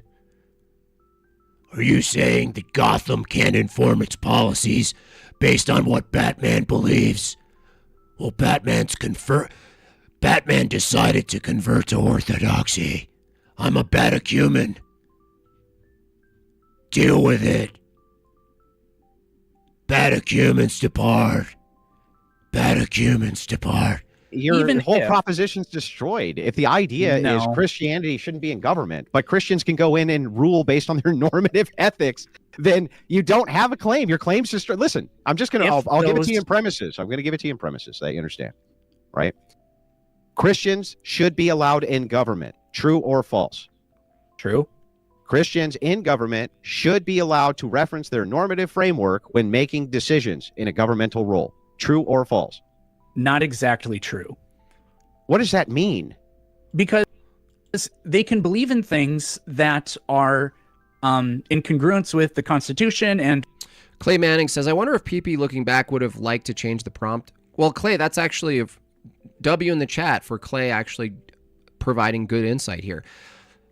I would say that the right side, at least this like underbelly culture, the mean, aggressive, specifically Orthodox Christian sect of debate, we're so conscious and particular about the debate prompts.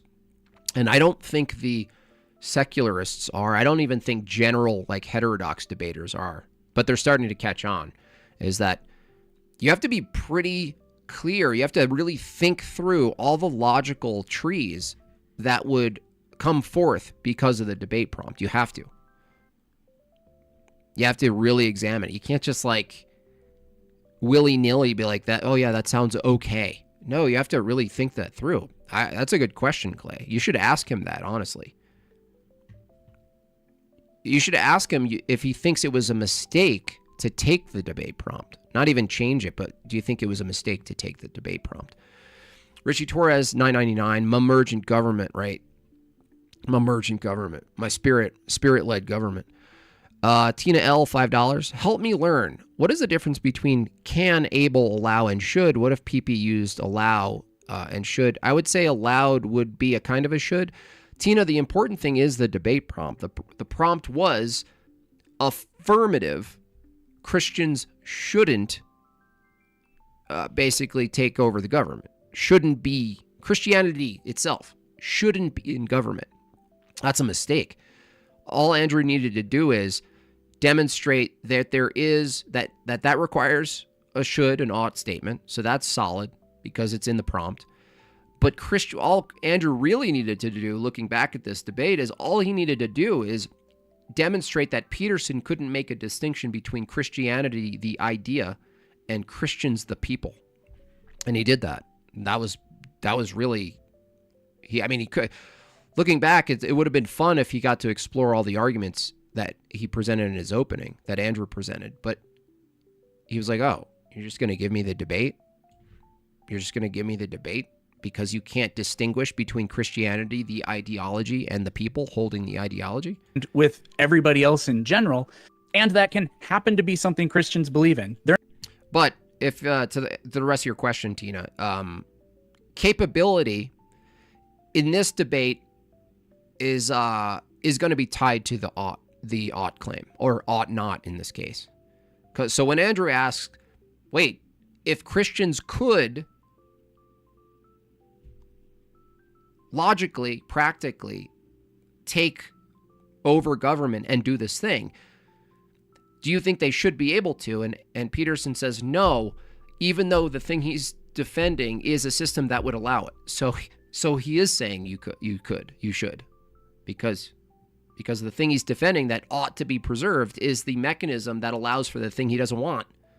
That's what was demonstrated in the debate. They're not the only ones that believe.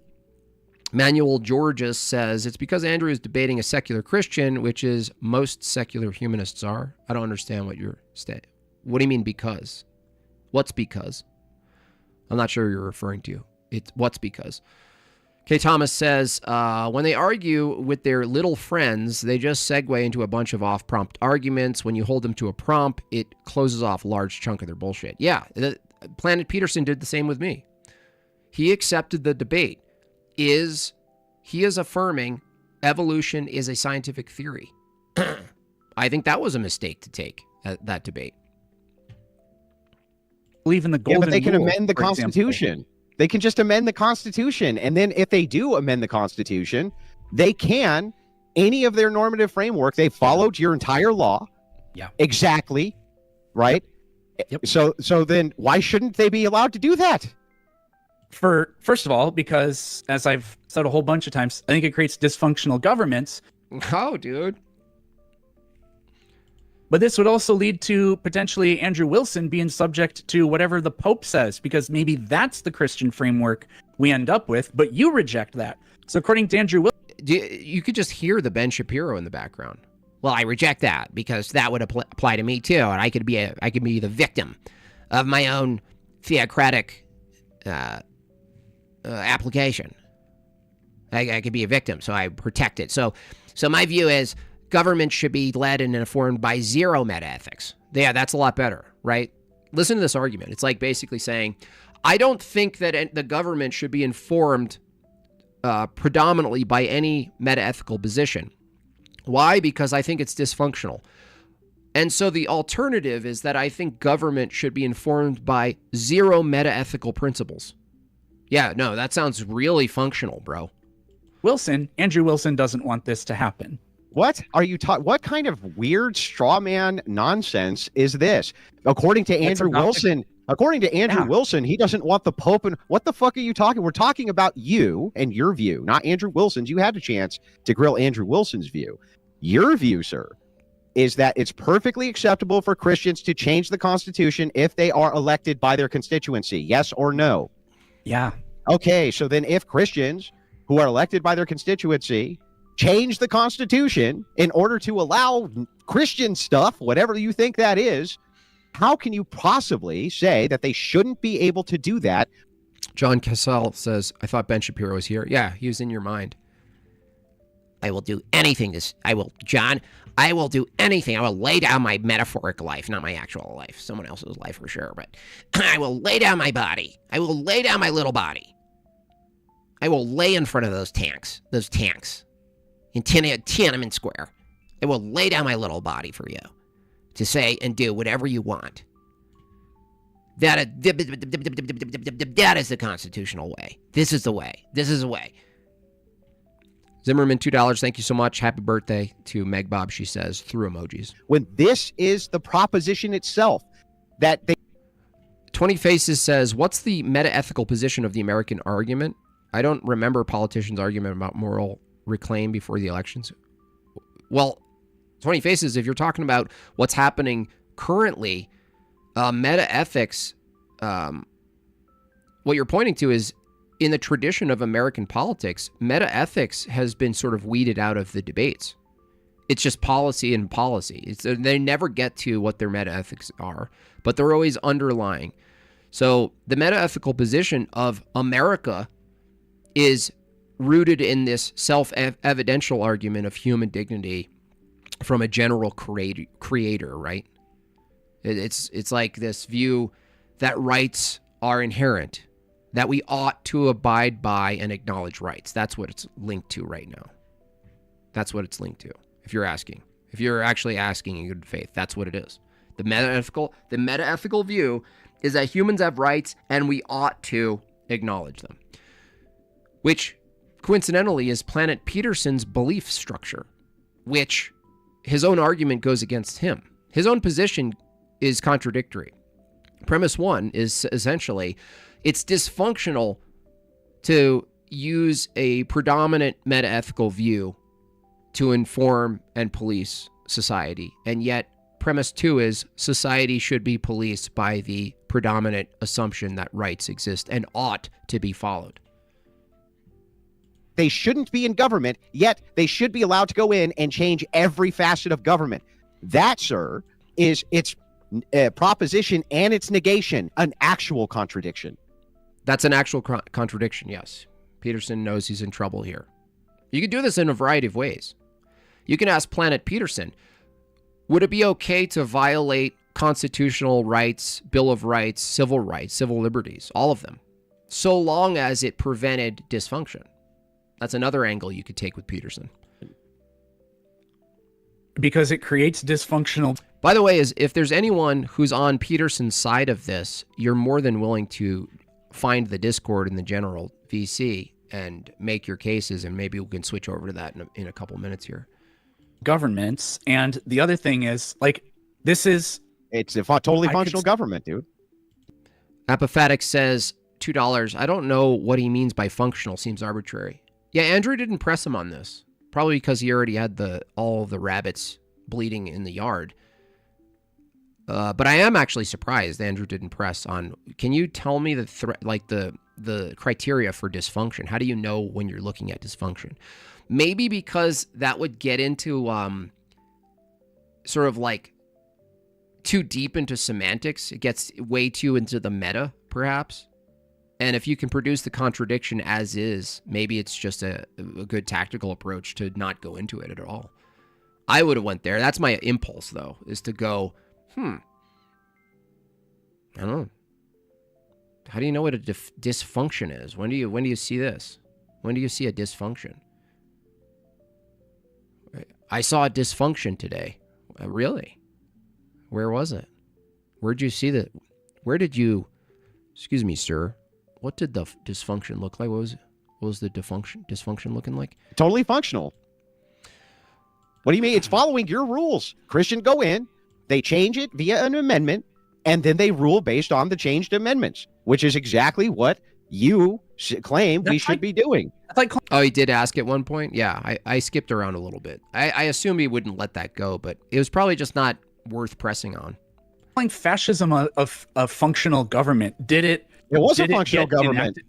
That doesn't mean that I accept it or that I think it's good. But your whole claim here is like, it's dysfunctional to not allow 45 of the 50 in support of Meg Bob's birthday today. We got 5 more super chats to meet the goal, and we have 35 minutes. Christians to serve in government. It's actually, it's dysfunctional to not allow Christians to serve in government.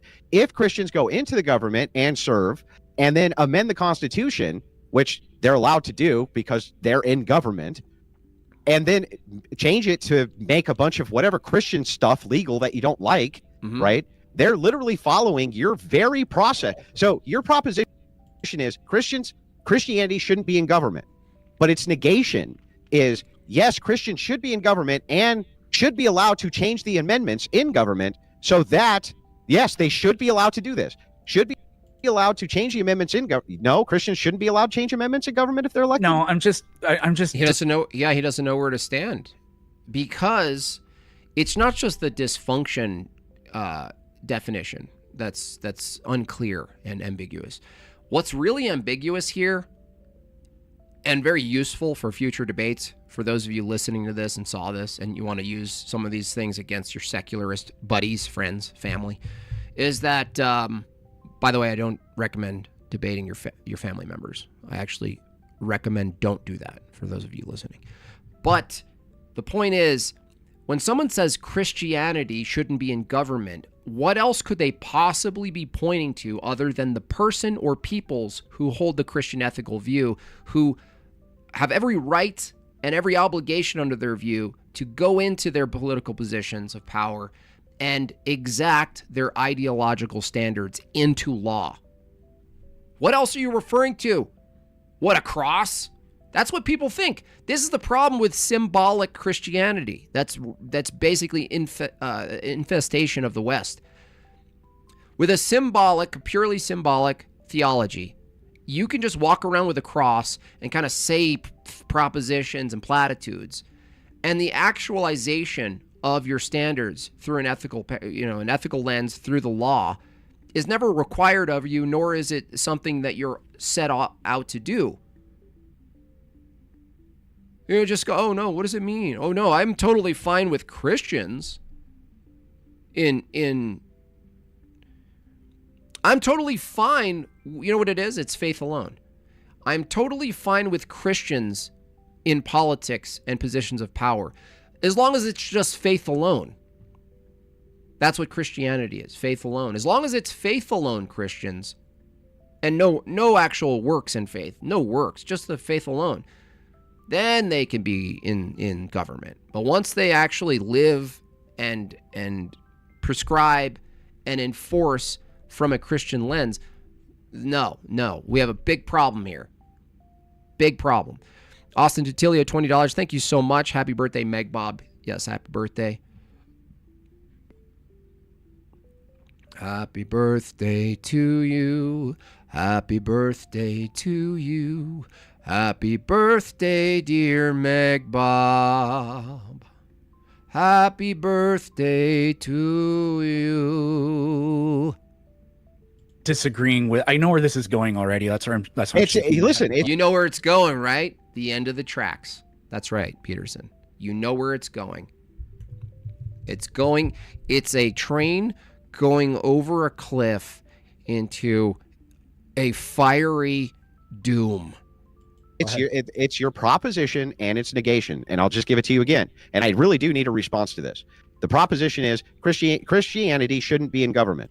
Its negation is, okay, Christians should be allowed in government, and they should be allowed to change anything they want in government as long as they're following the rules that are there. And then when they change the rules, which is completely fine, right, for Christian-y stuff, you don't have a problem with that because that's the form of government. I do have a problem with that because... What's the problem? Just because it can be done... Like, we have open elections. Manuel says, the same reason I'm not fine with progressives in power. Dude, Manuel, you're in trouble here, because you even holding the position that you're not fine with progressives in power would be a position that people in power could hold. It's a contradiction. Do you understand? There is no power or law or prescriptives or order in society, Manuel, without someone taking their belief, point A, taking the gun, point B, and merging the two. Do you understand? How are you not getting this, Manuel?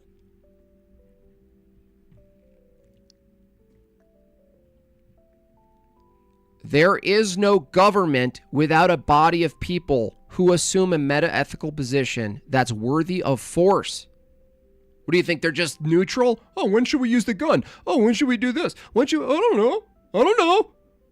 Oh, who's deciding? I don't know. I don't want to decide. That would be wrong to decide. Wait, why do we enforce murder?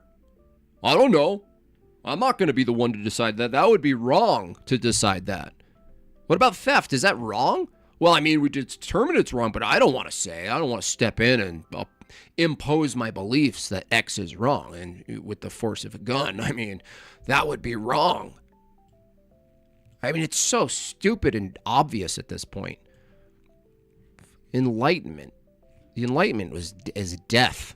The Enlightenment was the classical liberalism. What a death blow to all nations and their identities. Just a death blow. Just ambiguity, passivity. Oh, I don't know. I'm not going to do it. I don't know. No, I'm all for you guys believing what you believe. I just don't want any element of government informed by people's beliefs. That's all. I just want it to just be sort of like this, I don't know, just a group of random, unrelated, particular people just kind of talking. And, it's like spin the bottle, when to use force or not. Do we jail them or not? I don't know, spin the bottle. Spin the neutral bottle. Neutral society is hilarious as a skit, where it's just a neutral.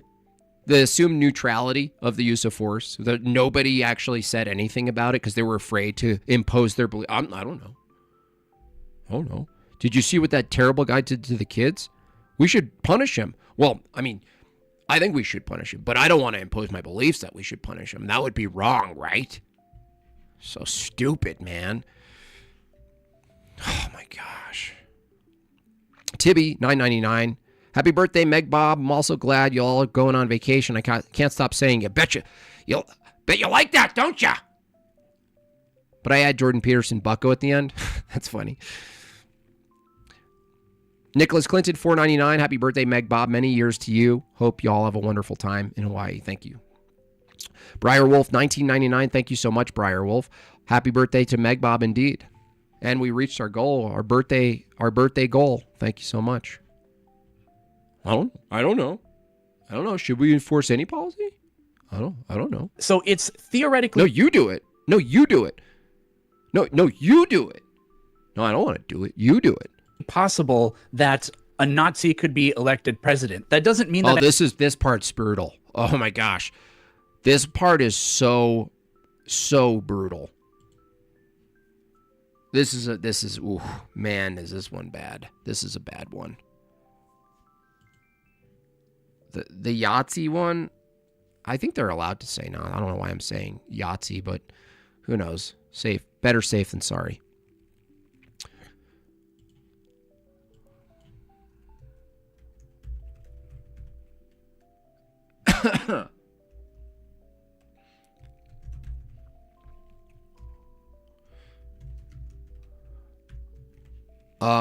This is brutal. I have to accept that should happen, or that it's good that it would happen. No. The other thing with this... Wait, are you saying Nazis shouldn't be allowed in government? Technically, I don't think that is illegal or anything. Yeah, right. So if they shouldn't... So you're saying Nazis... He couldn't say it. Watch how hard... This is so hard for him to say. Should be allowed in government. So if Nazis are allowed in government and then they change the government... They shouldn't be banned. That doesn't mean I think that they should be. It's like free speech. I'm not asking... If you think Nazis, I didn't ask if Nazis should be allowed in government. I asked you I asked you this question specifically. Alter Void coming in very generous again, showing the love for Meg Bob. Megbob does a lot behind the scenes. Just a little bit more for the birthday cash for an iPad for Megbob. I'm sure the computer in the kitchen probably takes up more of the countertop. That's funny. Nice. Should Nazis be allowed to be in government? Allowed. So this is, I'm not trying to give you a Weasley answer, but it's like He knows it's Weasley already. That's crazy. He knows it. like free speech. I don't think it's good. I don't like it when the government says these are the things you should and shouldn't say, but that doesn't mean that I find it. Should Nazis acceptable be for that allowed to serve in government? Yes or no? No, but I No. don't think that it should be illegal for a Nazi to be in the government. That's the difference. So Wait, what? What? Peterson, what? So that's all right. You guys see Andrew's hand shape on his head? That's the correct. That actually should be an emoji over at the Crucible right there. That right there. That image. This is such a brutal distinction, or let's say a distinction without a difference from Peterson's view. Yes, no, it's fine to have a Nazi in government, just not a Nazi in government. You need to stop strawmanning so much. Try being more honest. It makes you look insecure in your beliefs. Tell me one straw man. Actually, show up in the Discord, dude. Go at me one-on-one. they should be allowed to serve in government. If you frame it that One way, more time. Should Nazis be allowed to serve in government? Yes or no? in that framing, then Okay, so yes, real I quick, don't I'm going to think it ask should you be again. I need it illegal. specifically answered. Should Nazis be allowed to serve in government? Yes or no? It shouldn't be illegal. So yes, Yes. Yes. Okay. Yeah, but Okay, so hang on. I just want to make sure. Hang on. No. I'm not trying to. Bro, I'm not trying to clip it. I'm just trying to show you No, he's not trying to clip it. It's just going to be clipped, but Good. that if it's the case, then that Nazis who should be allowed to be in government go into the government and then change all the shit in the government to make it all Nazified, they should be allowed to do that, right? Because they're following the process of government, right? Again, this is odd because it's like again, can it's odd and weird. versus should. No, should. No, it's not can and should. No, the question of something can be done is different than whether it should be done. Even granting that distinction, the debate is whether it should be done, and because Peterson's should rests on the can, they are merged. That's simple. For those of you confused about this, okay? We acknowledge there's a difference between whether something can and can't happen versus whether it should. The problem here is Planet Peterson's affirmative in this debate rests on what the can is.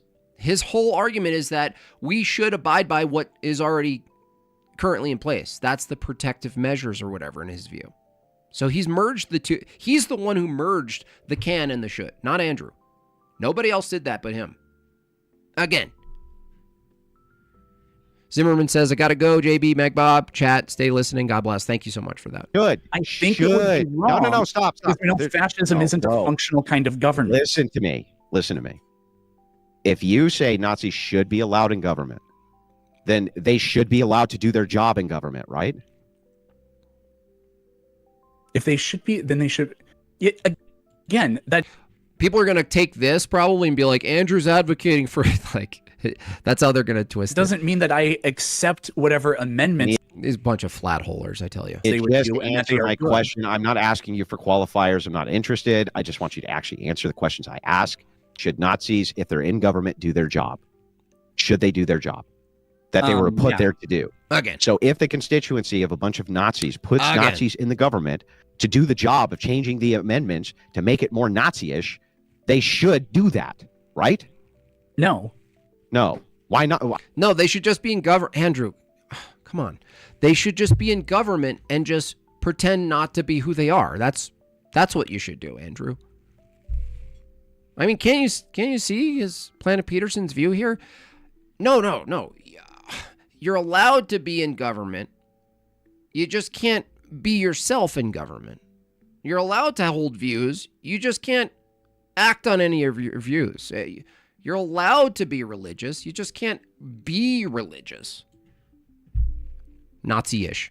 I don't understand. I honestly don't. I don't get this now. Now I'm super fucking confused. Amendment. So let me get this right.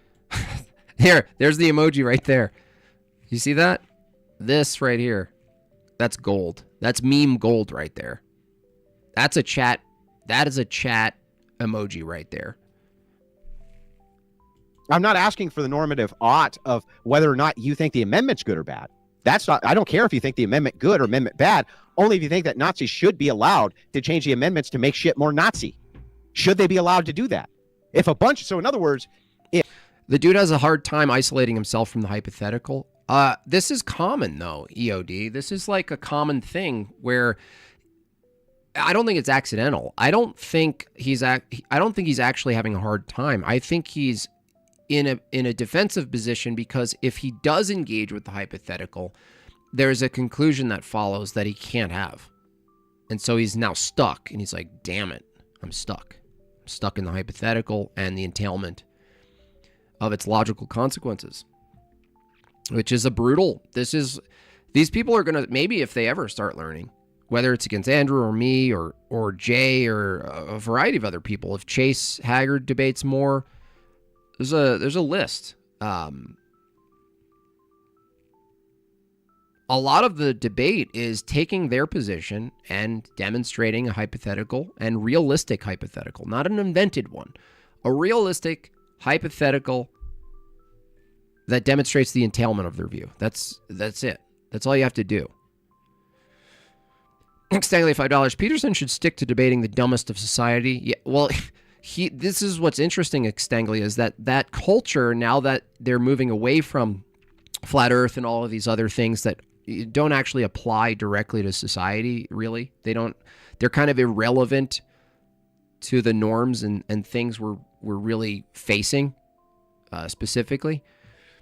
And they're moving into these other genres because the other genres are not only applicable, but that's where all the loudest, most notorious people are now. So they're like, wait a second, I'm missing out on this whole other thing. And really it's Christianity trending. And it's trending. Why is it trending? Well, people are understanding that without tradition and appealing to something that's above strict materialism and consumption, they're realizing this impulse in being a human. The bad part is they're moving toward new age stuff too. So you have to battle that. But what happens is now that there's a focus on restoring some sort of traditional value, people are flocking to different traditions and kind of like trying to almost like shop in a way. And so now there's a battle with the traditions. And this is why you have more prominent debates between people who call themselves Christians now.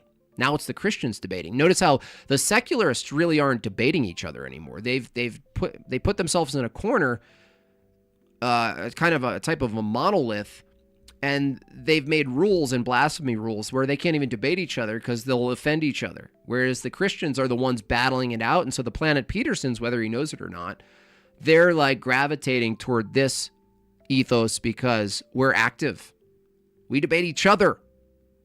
We have better conversations. Have you distinguished when you go into like my Discord or even Andrew's or Jay's or the Orthodox or probably even some Catholic ones, the level of debate and conversation that's happening in these Discords are so superior and rich compared to what you would ordinarily hear in a Discord of like atheists.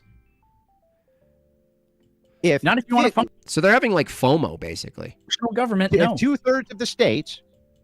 Enslaved by Truth says the Nazi hypothetical here doesn't work because it's allowed to test reject officials on political ideology alignment, but it's not allowed to test or reject based on faith per feather pens. I'm trying to understand that.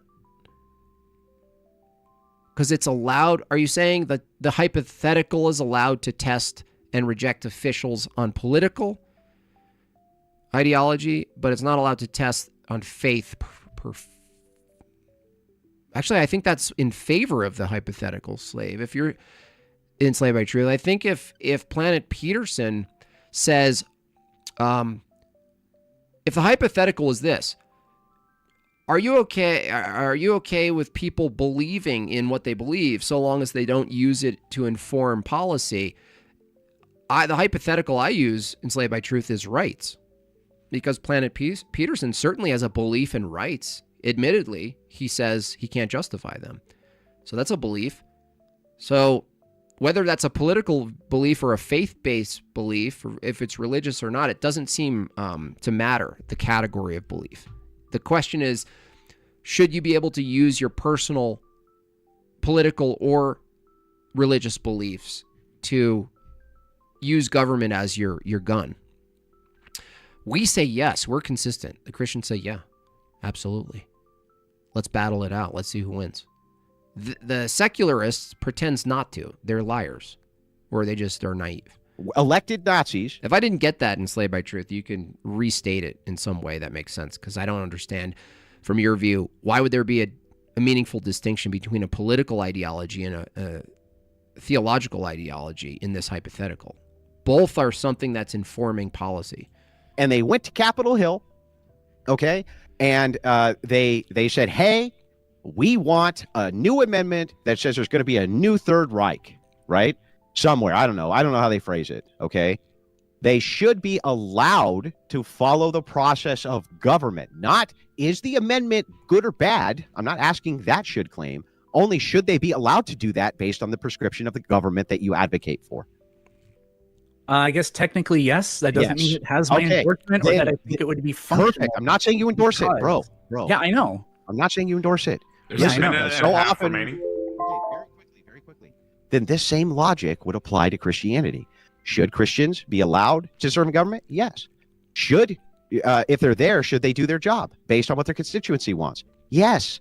And if they follow all of the laws in order to make Christian stuff, they should be allowed to do that. Also, yes, the proposition is now negated. This is a performative contradiction you've been caught in, because when you say Christianity shouldn't be in government, however, Christians should be allowed to change government to make it into Christianity, you negated your own proposition. I just don't agree on that at all. Oh. You can't tell me how not, though. That's a defeater. That's absolutely defeater, and you can tell by defeated Peterson. That's a defeater. Now, dude, he can't say it because he can't say, well, you got me there. Yeah, that's a clip. That's a clip right there. That's the clip.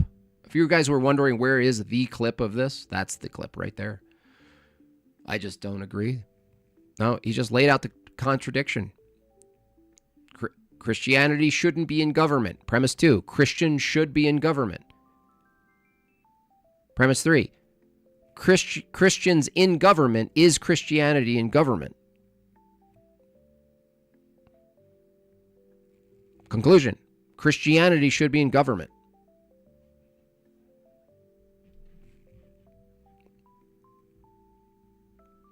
What is this? What is this Christianity if it's not the applied ethical view from the Christian? Oh, okay. Well, I mean, logic disagrees with you. The reasons that I stated Christianity shouldn't be in government are because that would make it would. Here's a good question for Peterson.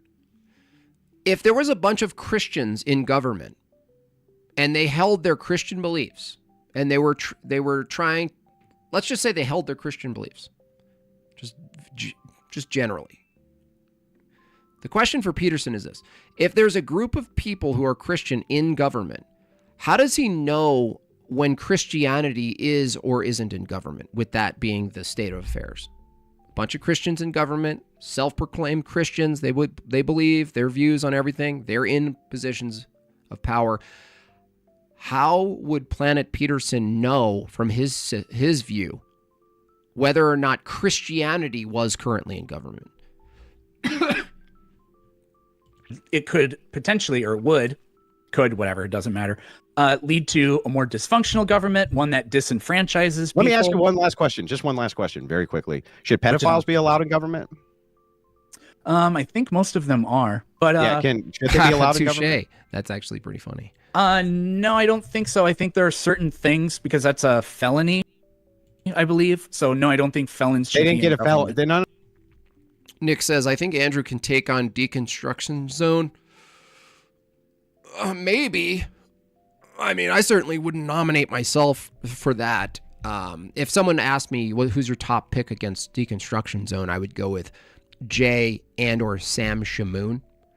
I know for myself, I can't speak for Andrew, but I couldn't. The level of cold scripture reading and sight reading and cherry picking of scripture, the focus on scripture itself, that'd be a bad idea. Without, like,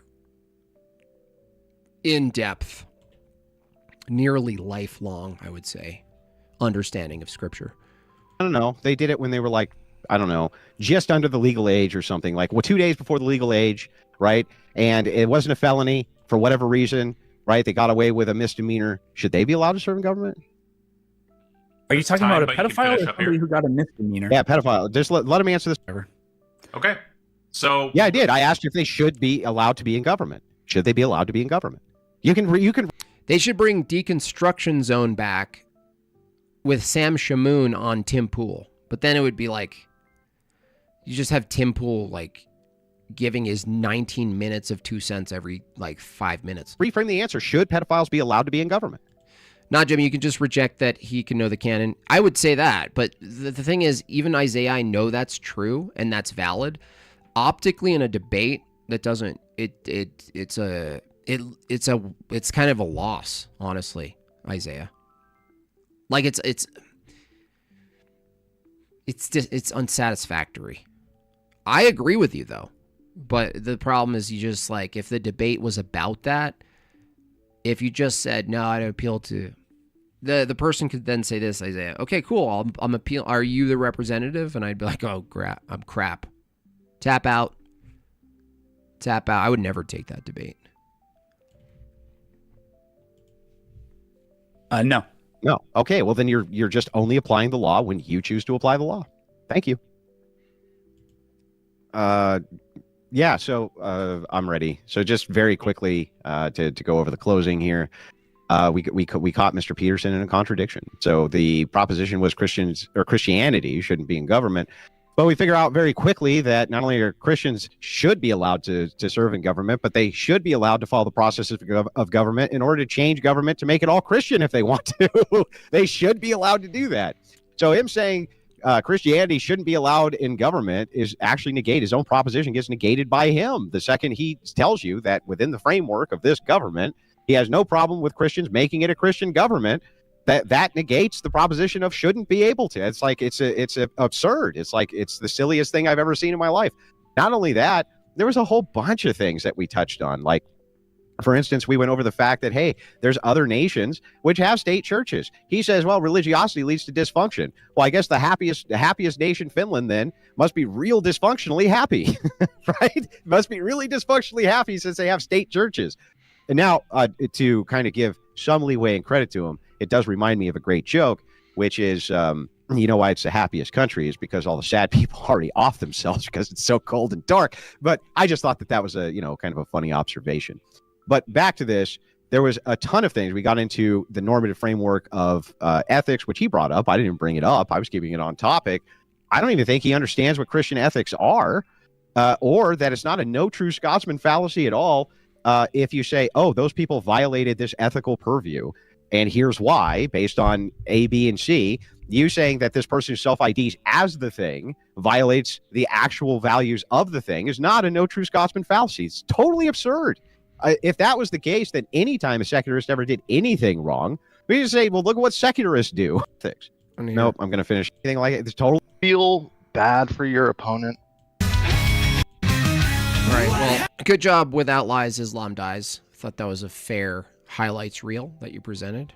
Nice work. Go follow Without Lies, Islam Dies for your holistic secular fails, Muslim fails as well, obviously. It's in the title. Now, if there's anyone in the chat who thinks that maybe Peterson didn't do an adequate job, who holds his view, you're more than welcome to jump on the Discord and present it yourself and see if you could do a better job. So, not sure that's going to happen, though. H. Brazi 499 says, Church of the Eternal Logos, or J, would be the best for that. Not Sam. They've already done a 2-part destruction of deconstruction of Christianity. Ortho Luigi as well. Yeah, he would be good. Sam would be entertaining, though. Like, the kind of, like, pithy snark that Justin guy has. Sam would be good for smashing it down. Jay would become very frustrated probably quickly, and rightly so, with Deconstruction Zone. Like, I'm trying to combine the performative and the argumentative. And I still think that Sam would be like, it'd be like a wrestling match, basically. Like, it's almost like, it's like Jay and even David Patrick Harry are like almost too academic. You know, the presentation, like it's like, oh, it's like, you're not serious right now. This is dumb. This is stupid. This is dumb. This is a dummy. I'm not wasting my time with this. FB 499 Jim Bob, would you debate Kyle Kulinski? Oh, yeah. Yeah, I try to challenge him on just Twitter and stuff. The guy with the blonde hair. I'm sure Andrew will get to him first. That's for sure. He should actually be invited on, now that Andrew has a recurring position, essentially debating retards on Pierce Morgan. I think you could skip me. I mean, you can just mention that to Pierce Morgan, whoever has their in on there, and say, get Kyle on. I mean, go spam him. Everyone should spam him on Twitter. Hey, we want Kyle Kulinski versus Andrew on Pierce Morgan ASAP. Spam him. Do it. I'm growing a devil horn. Yeah, look at it. Where's Zach Hubbard when you need him? Bro, didn't you even see Jim Bob's stream? He has one devil horn, and the other one is the axe of his guitar. Look, there's 2 devil horns. He's telling you. He's showing you in plain sight, bro. Look at the numbers. 4 guitars. 3 of them being seen. 3 plus 4. 7. 7 is the number of what? It's one more than one of the numbers of the mark of the beast. Are you guys even putting this together? Unbelievable. Anybody? Anybody gonna? Nothing? Nobody? No opposition? Clay? Huh? We got nobody. All right. I like the harder music. Well, the previous Gematria song was apparently copywritten, so I had to make one myself. Carpenter, appreciate it. Yeah, it's a little better. It's harder. Yeah, it's like super intense. I mean, urgency. We're talking urgency. That's what it's about. Urgency. Hurry up. Look like a half Chicago Bull. 6 strings, 3 guitars. Bum bum. Justin Henley, $2. Don't support spam. It's considered harassment. Okay, I don't. You know what I mean. Let's call it advocacy. You guys, you should make your way over and advocate for Kyle Kulinski to be on Pierce Morgan against Andrew.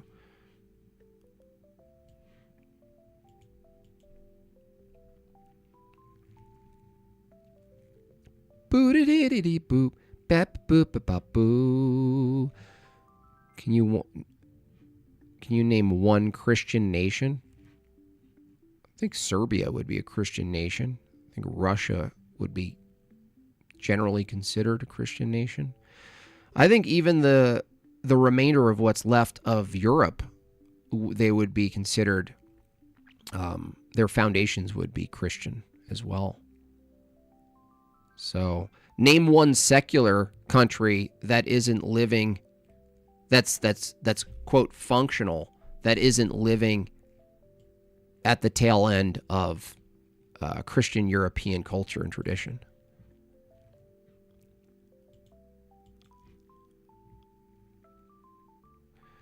You should go over to PP's Cope stream. Was it the same night, you mean? I listened in a little bit of that, if you're talking about the continued stream. Kyle is not a religious debater. No, I wouldn't say debate him on religion. Debate him on politics. Debate Kyle on politics. Cosmic Skeptic. I don't even know if he's debating anymore. China.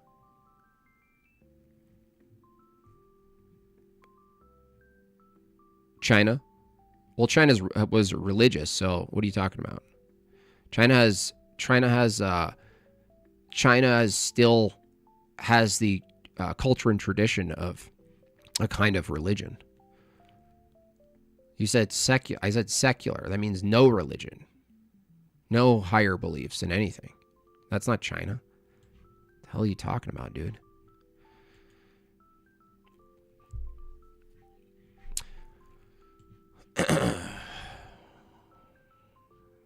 Scooby-Dee. Whoopity ba bop bop bop bop.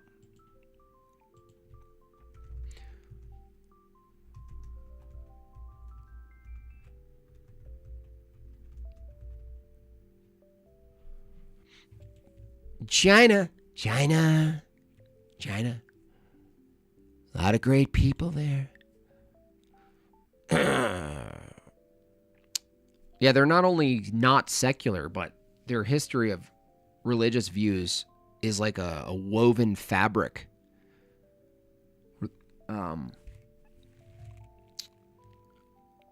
Taoism, Buddhism, folk religion, Confucianism. What are you talking about, man? The hell are you talking about, bro?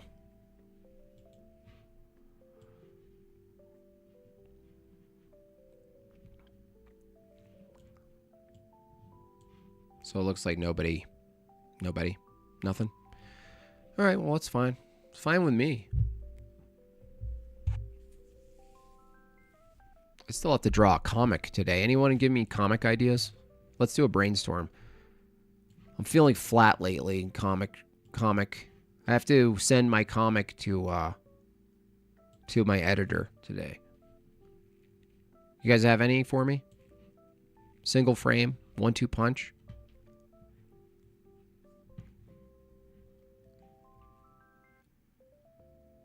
Nothing.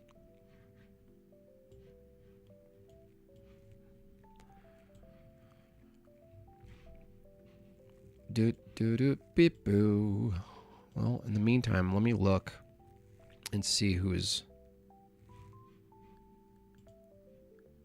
going to be live or who is live. Flat holer.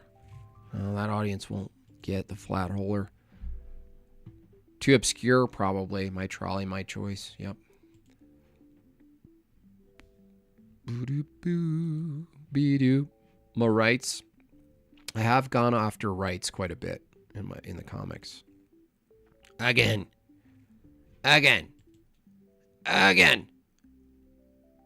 Machine lies. Digital gnosis. Is there no one else?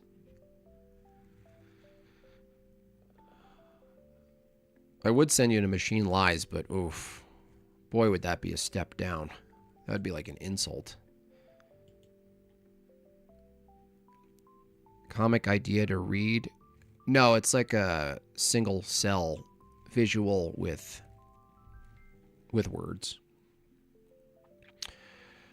One of my favorite comics. I don't read. No, my favorite comic is one of my favorite comics is Stone Toss. What does my art look like? I can show you.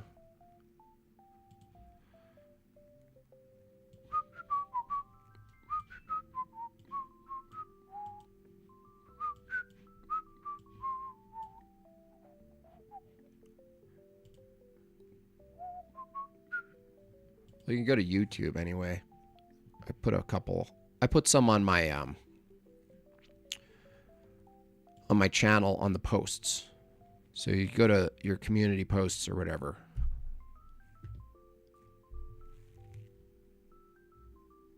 That's one. There, this is the style, if you've seen it. You know, thick, crude lines,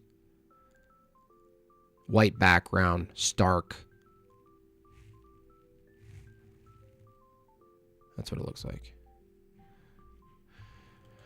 $9.99 from FB. I think spam being harassment depends on the context. If you say you're obsessed with him, quote, try to bully someone out of talking about a public figure, then yes, can give you fair criticism. Yeah, I think spamming for a recommendation is different. I'm just using the term generally.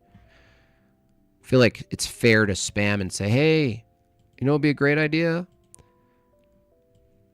This. Derek Waters says, neutral society voting booth with no one approaching it. Yeah, that neutral society is funny. There's something there. There's definitely something there with the neutrality. It's such a wacky myth. It really is. It's bizarre that people even think that that's a thing. Would I debate Destiny? Probably, but he's been beaten down. I'd debate him like this, though. I'd move my chin like this when I debate him. This is a thing. I don't really think that has anything to do with it. I really don't think that has anything to do with it. January 6th was an embarrassment to the nation. Definitely a crackhead. 999. The reason I feel no need to stress about the tiny hats is because I know they will either bend the knee to Christ or suffer forever in the eschaton, spiritual dominance, corporeal. Yeah. You always go with the spiritual, not. They play world games. People, whether they're bagel people or not, the people who play the world games will likely win the world games because that's their focus. The world games. That's just part of it. I'm not saying Christians don't also play in the world, but our playing is not of the world. So there's this weird... oh, look, I said weird. Again, there is this... it's a double-edged activity. The world, you're in the world, you're participating in the world, you're called into duties in the world, but your ultimate teleology isn't the world. There's no Christian Talmudic heal the world tikkun olam thing. Thank God. Again. Great jet. Yeah, that's my impersonation. Can you impersonate Destiny? And I just...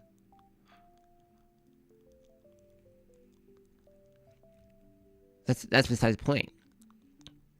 That's besides the point. He's such a mess, that guy.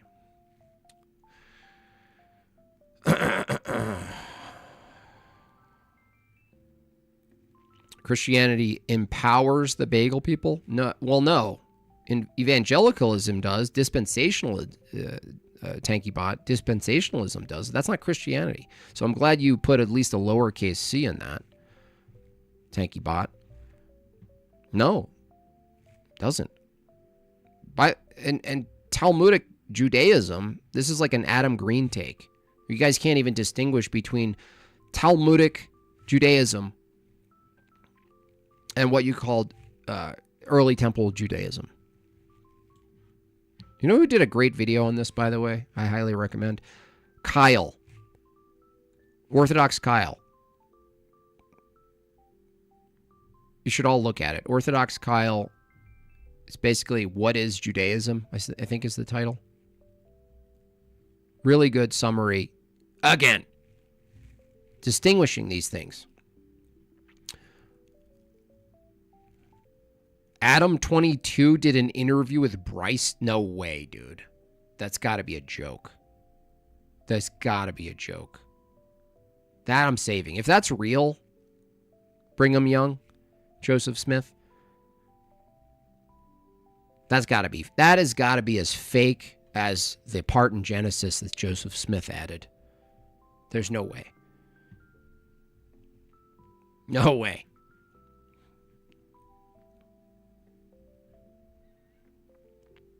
No, for real? Dude, I'm on that. Oh, I can't believe I have to wait, maybe tomorrow. Yes, tomorrow's Thursday. I leave on Friday. I can do it. Oh, you guys are in for a real treat. Who's the impression that I do where I push up my glasses? Oh, that's Red Bar. Michael David from Red Bar. This? Jules. Looks like Bryce, Feel the Spirit Crawford, sat down with degenerate Adam 22. That is not the caliber you should use if you want to be certain, if you know what I mean, Jules. Bring it up. Let's look at a feel-good little Christian pipsqueak. See what he has to say about a prawn star.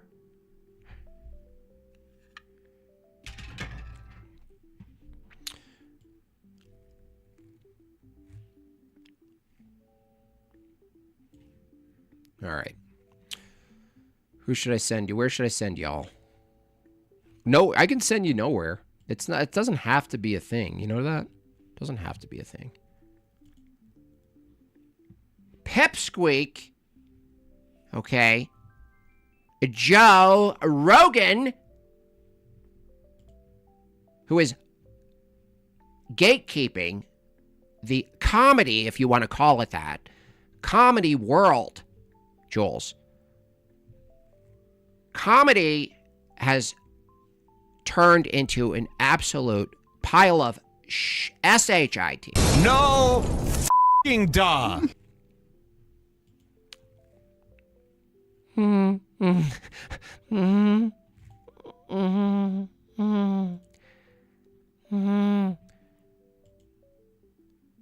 Digital Gnosis, Machine Lies, Donovan Sharp, Chud Logic, Talk Even. Man, is there anybody? Is there anybody out there?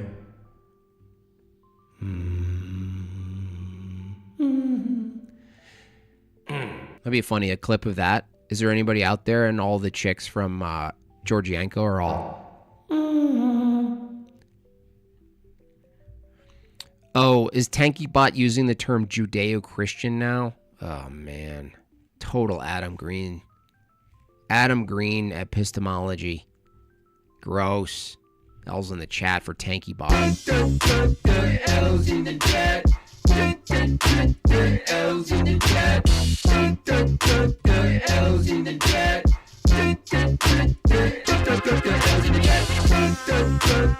L's in the chat. L's in the chat. L for Tanky.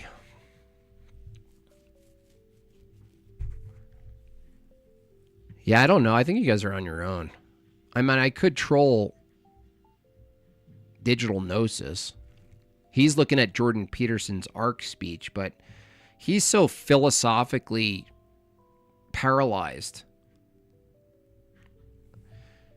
And I mean, he's just stuck in such a dense, hard to navigate philosophical nerd talk. No offense to Digital Gnosis, but you got to get a little more natural language over there on your channel. Olav, 100 NOK, thank you so much. Suggestion for a new term, Protestant atheist, right? Ex-Protestant atheist, or people who argue against Christianity in the Bible verses, presupposing sola scriptura. It's way too common. Yeah, they're basically the same. The counter-apologists are all sola scripturist as well, which makes sense because people like Justin from Deconstruction Zone, you can tell what his ministry was. Well, it was reading scripture. Jeff for Truth. Remember Jeff for Truth? Same thing. Basically, he was just an inverse Matthew. Proud on the spot Matthew. Shout out to Matthew, proud on the spot. Reform Brandt, right response live at 4, talking about Trump getting rid of the department. Was right response. Maybe. I'll check that out. Stanley, $5. Do you still have the Primus L's in the chat? Yeah, I still have it. Still got it. Right response. I've never heard of that, actually. Right. Is that like a right-leaning?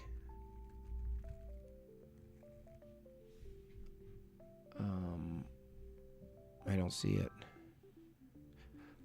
Oh, there is an upcoming debate. I actually don't know when it is. Oh, it's at 8 p.m. Never mind. Whatever. You guys are on your own. Deal with it. I gotta piss and eat something vegetarian.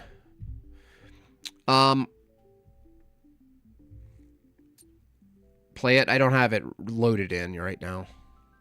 I'll have that too. I'll do both. I'll load in the old one too.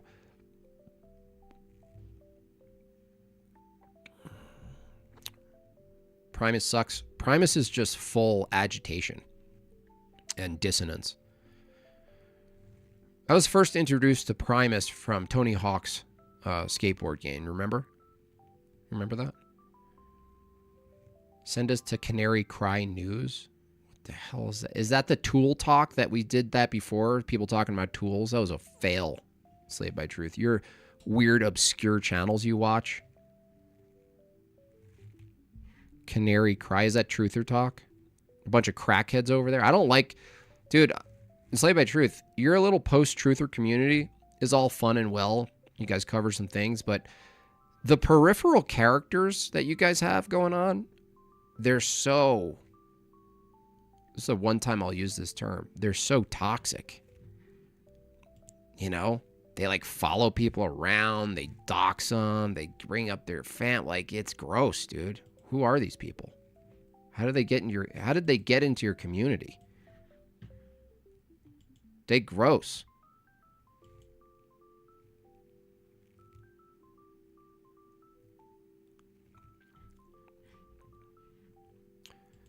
Let's just see then.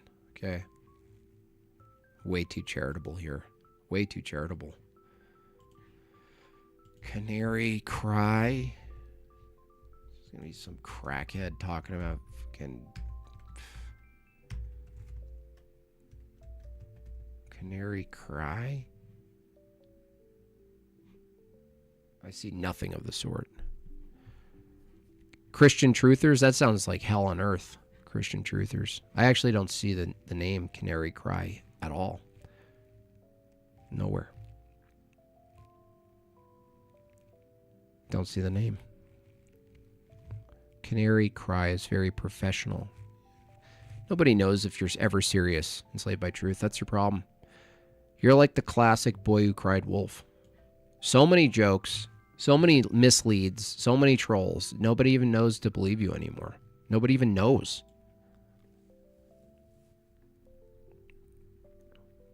Anyhow, I'll wrap it up.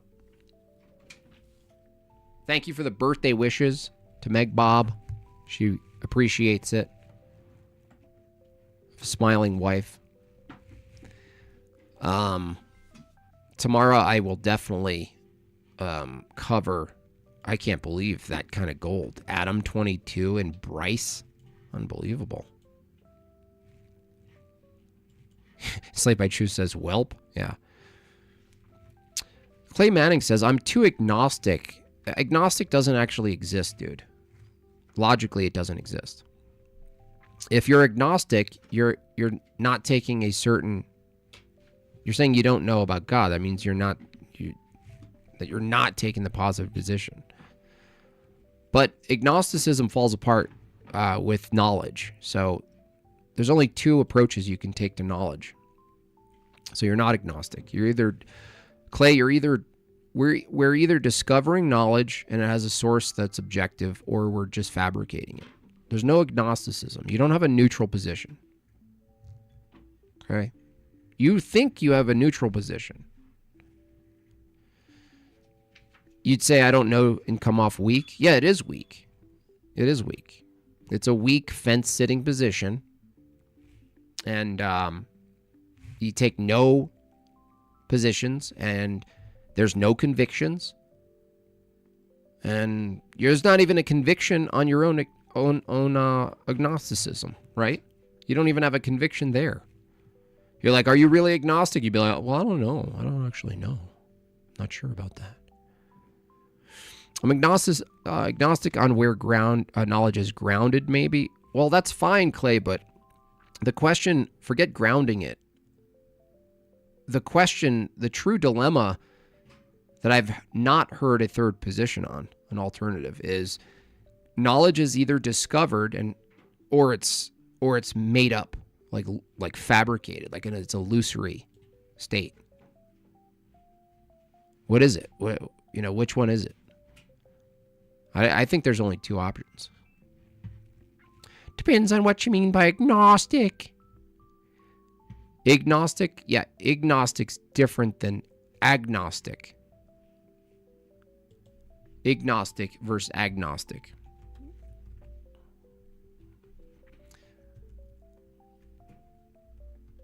Just a...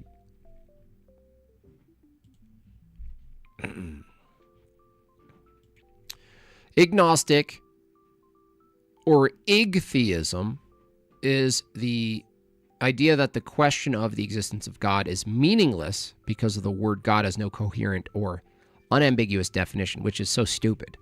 It's not incoherent or ambiguous to say a creator, a being with intent, creator of all things. That's like saying the term mind is incoherent and ambiguous.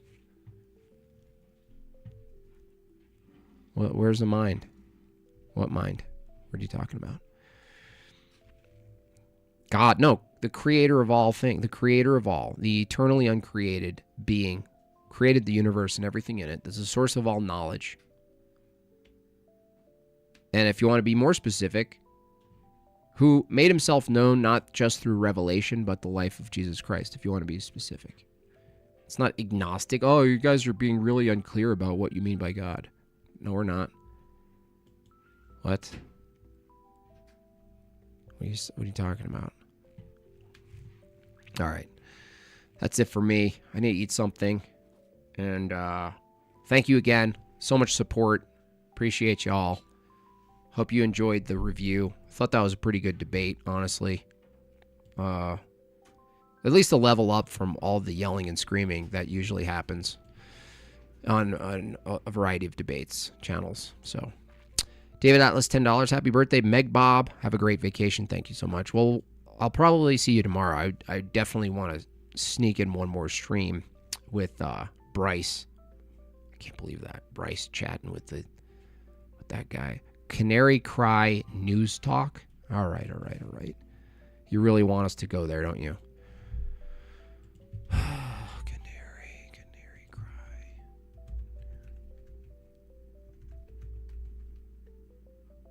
Yeah, they don't take it.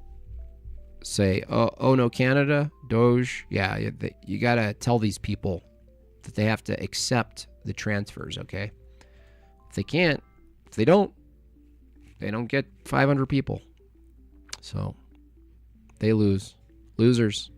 Losers! Losers! Bunch of losers. Bunch of losers. Stupid losers. Try harder, Canary. You just missed 400 plus people. Ubered over to your chat, losers.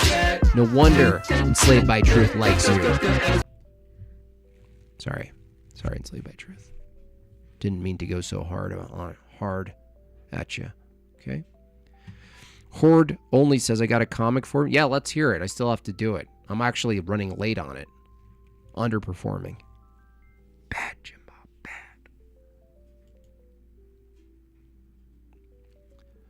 How are men going to colonize Mars without women who need the moon for our monthly cycles? How are we going to colonize Mars when we can't even get to the moon? That's what I want to know.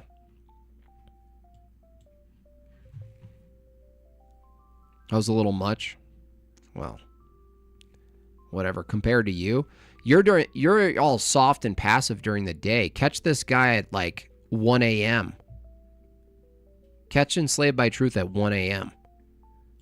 And remember the words, that was a little much.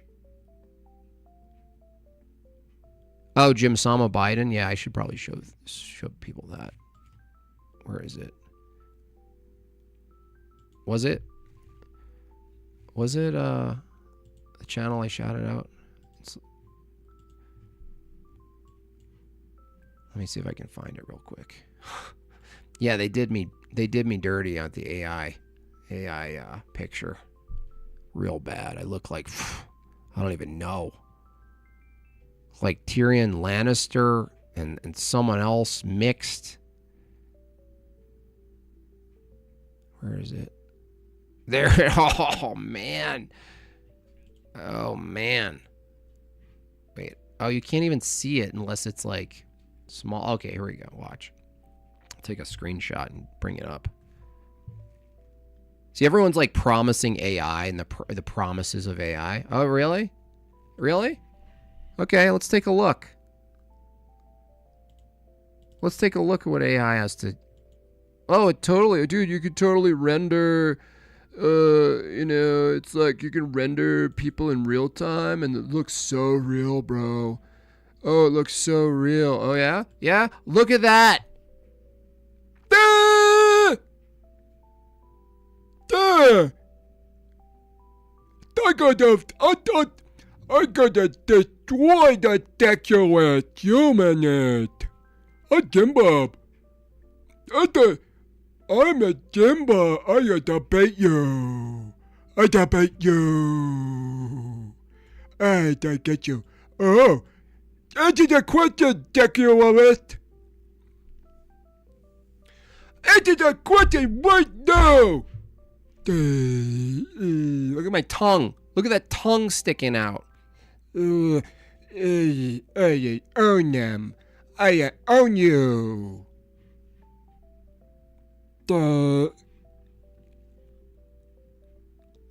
Freaking Muslim. Bro. Cool V1C? That's the channel name. Cool, Kewl, new word V1C channel. Why? You couldn't have looked at that and say, well, maybe we shouldn't go with that one. Look at the tongue, dude. Bro. Look at that tongue. Look at... Dude. I'm supposed to be the one owning the atheist and you give me this tongue?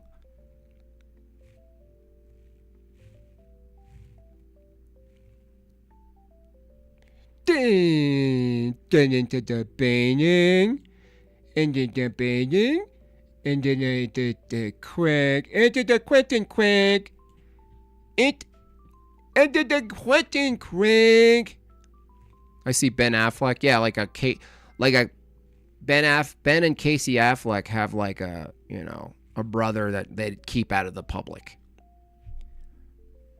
They keep them out of the public. Oh no, keep him out. Keep him out. I know. Did you know they have a third brother? Oh yeah, we know. Keep it silent though.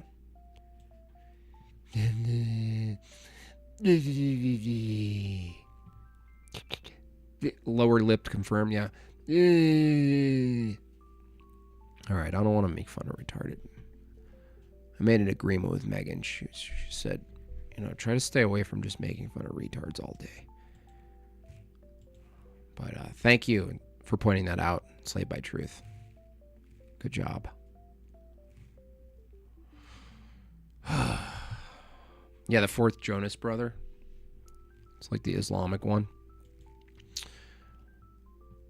Show me the car. Yeah, this. We need a refresher. We need a here, palate cleanser. When this image is a palate cleanser, that says a lot. I mean, look at the shine on that gum. They should study this guy's gums. They should just study his gums.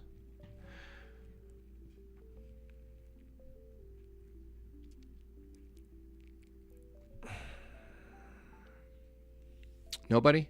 All right. Well, I guess it's time to get out of here then. I'd hang out longer, but I'm going to piss my pants. I need a sandwich. All right. Adios. God bless y'all. Thanks for a fun hang. Goodbye. Good night. See you tomorrow. L's in the chat. L's in the chat. L's in the chat. L's in the chat.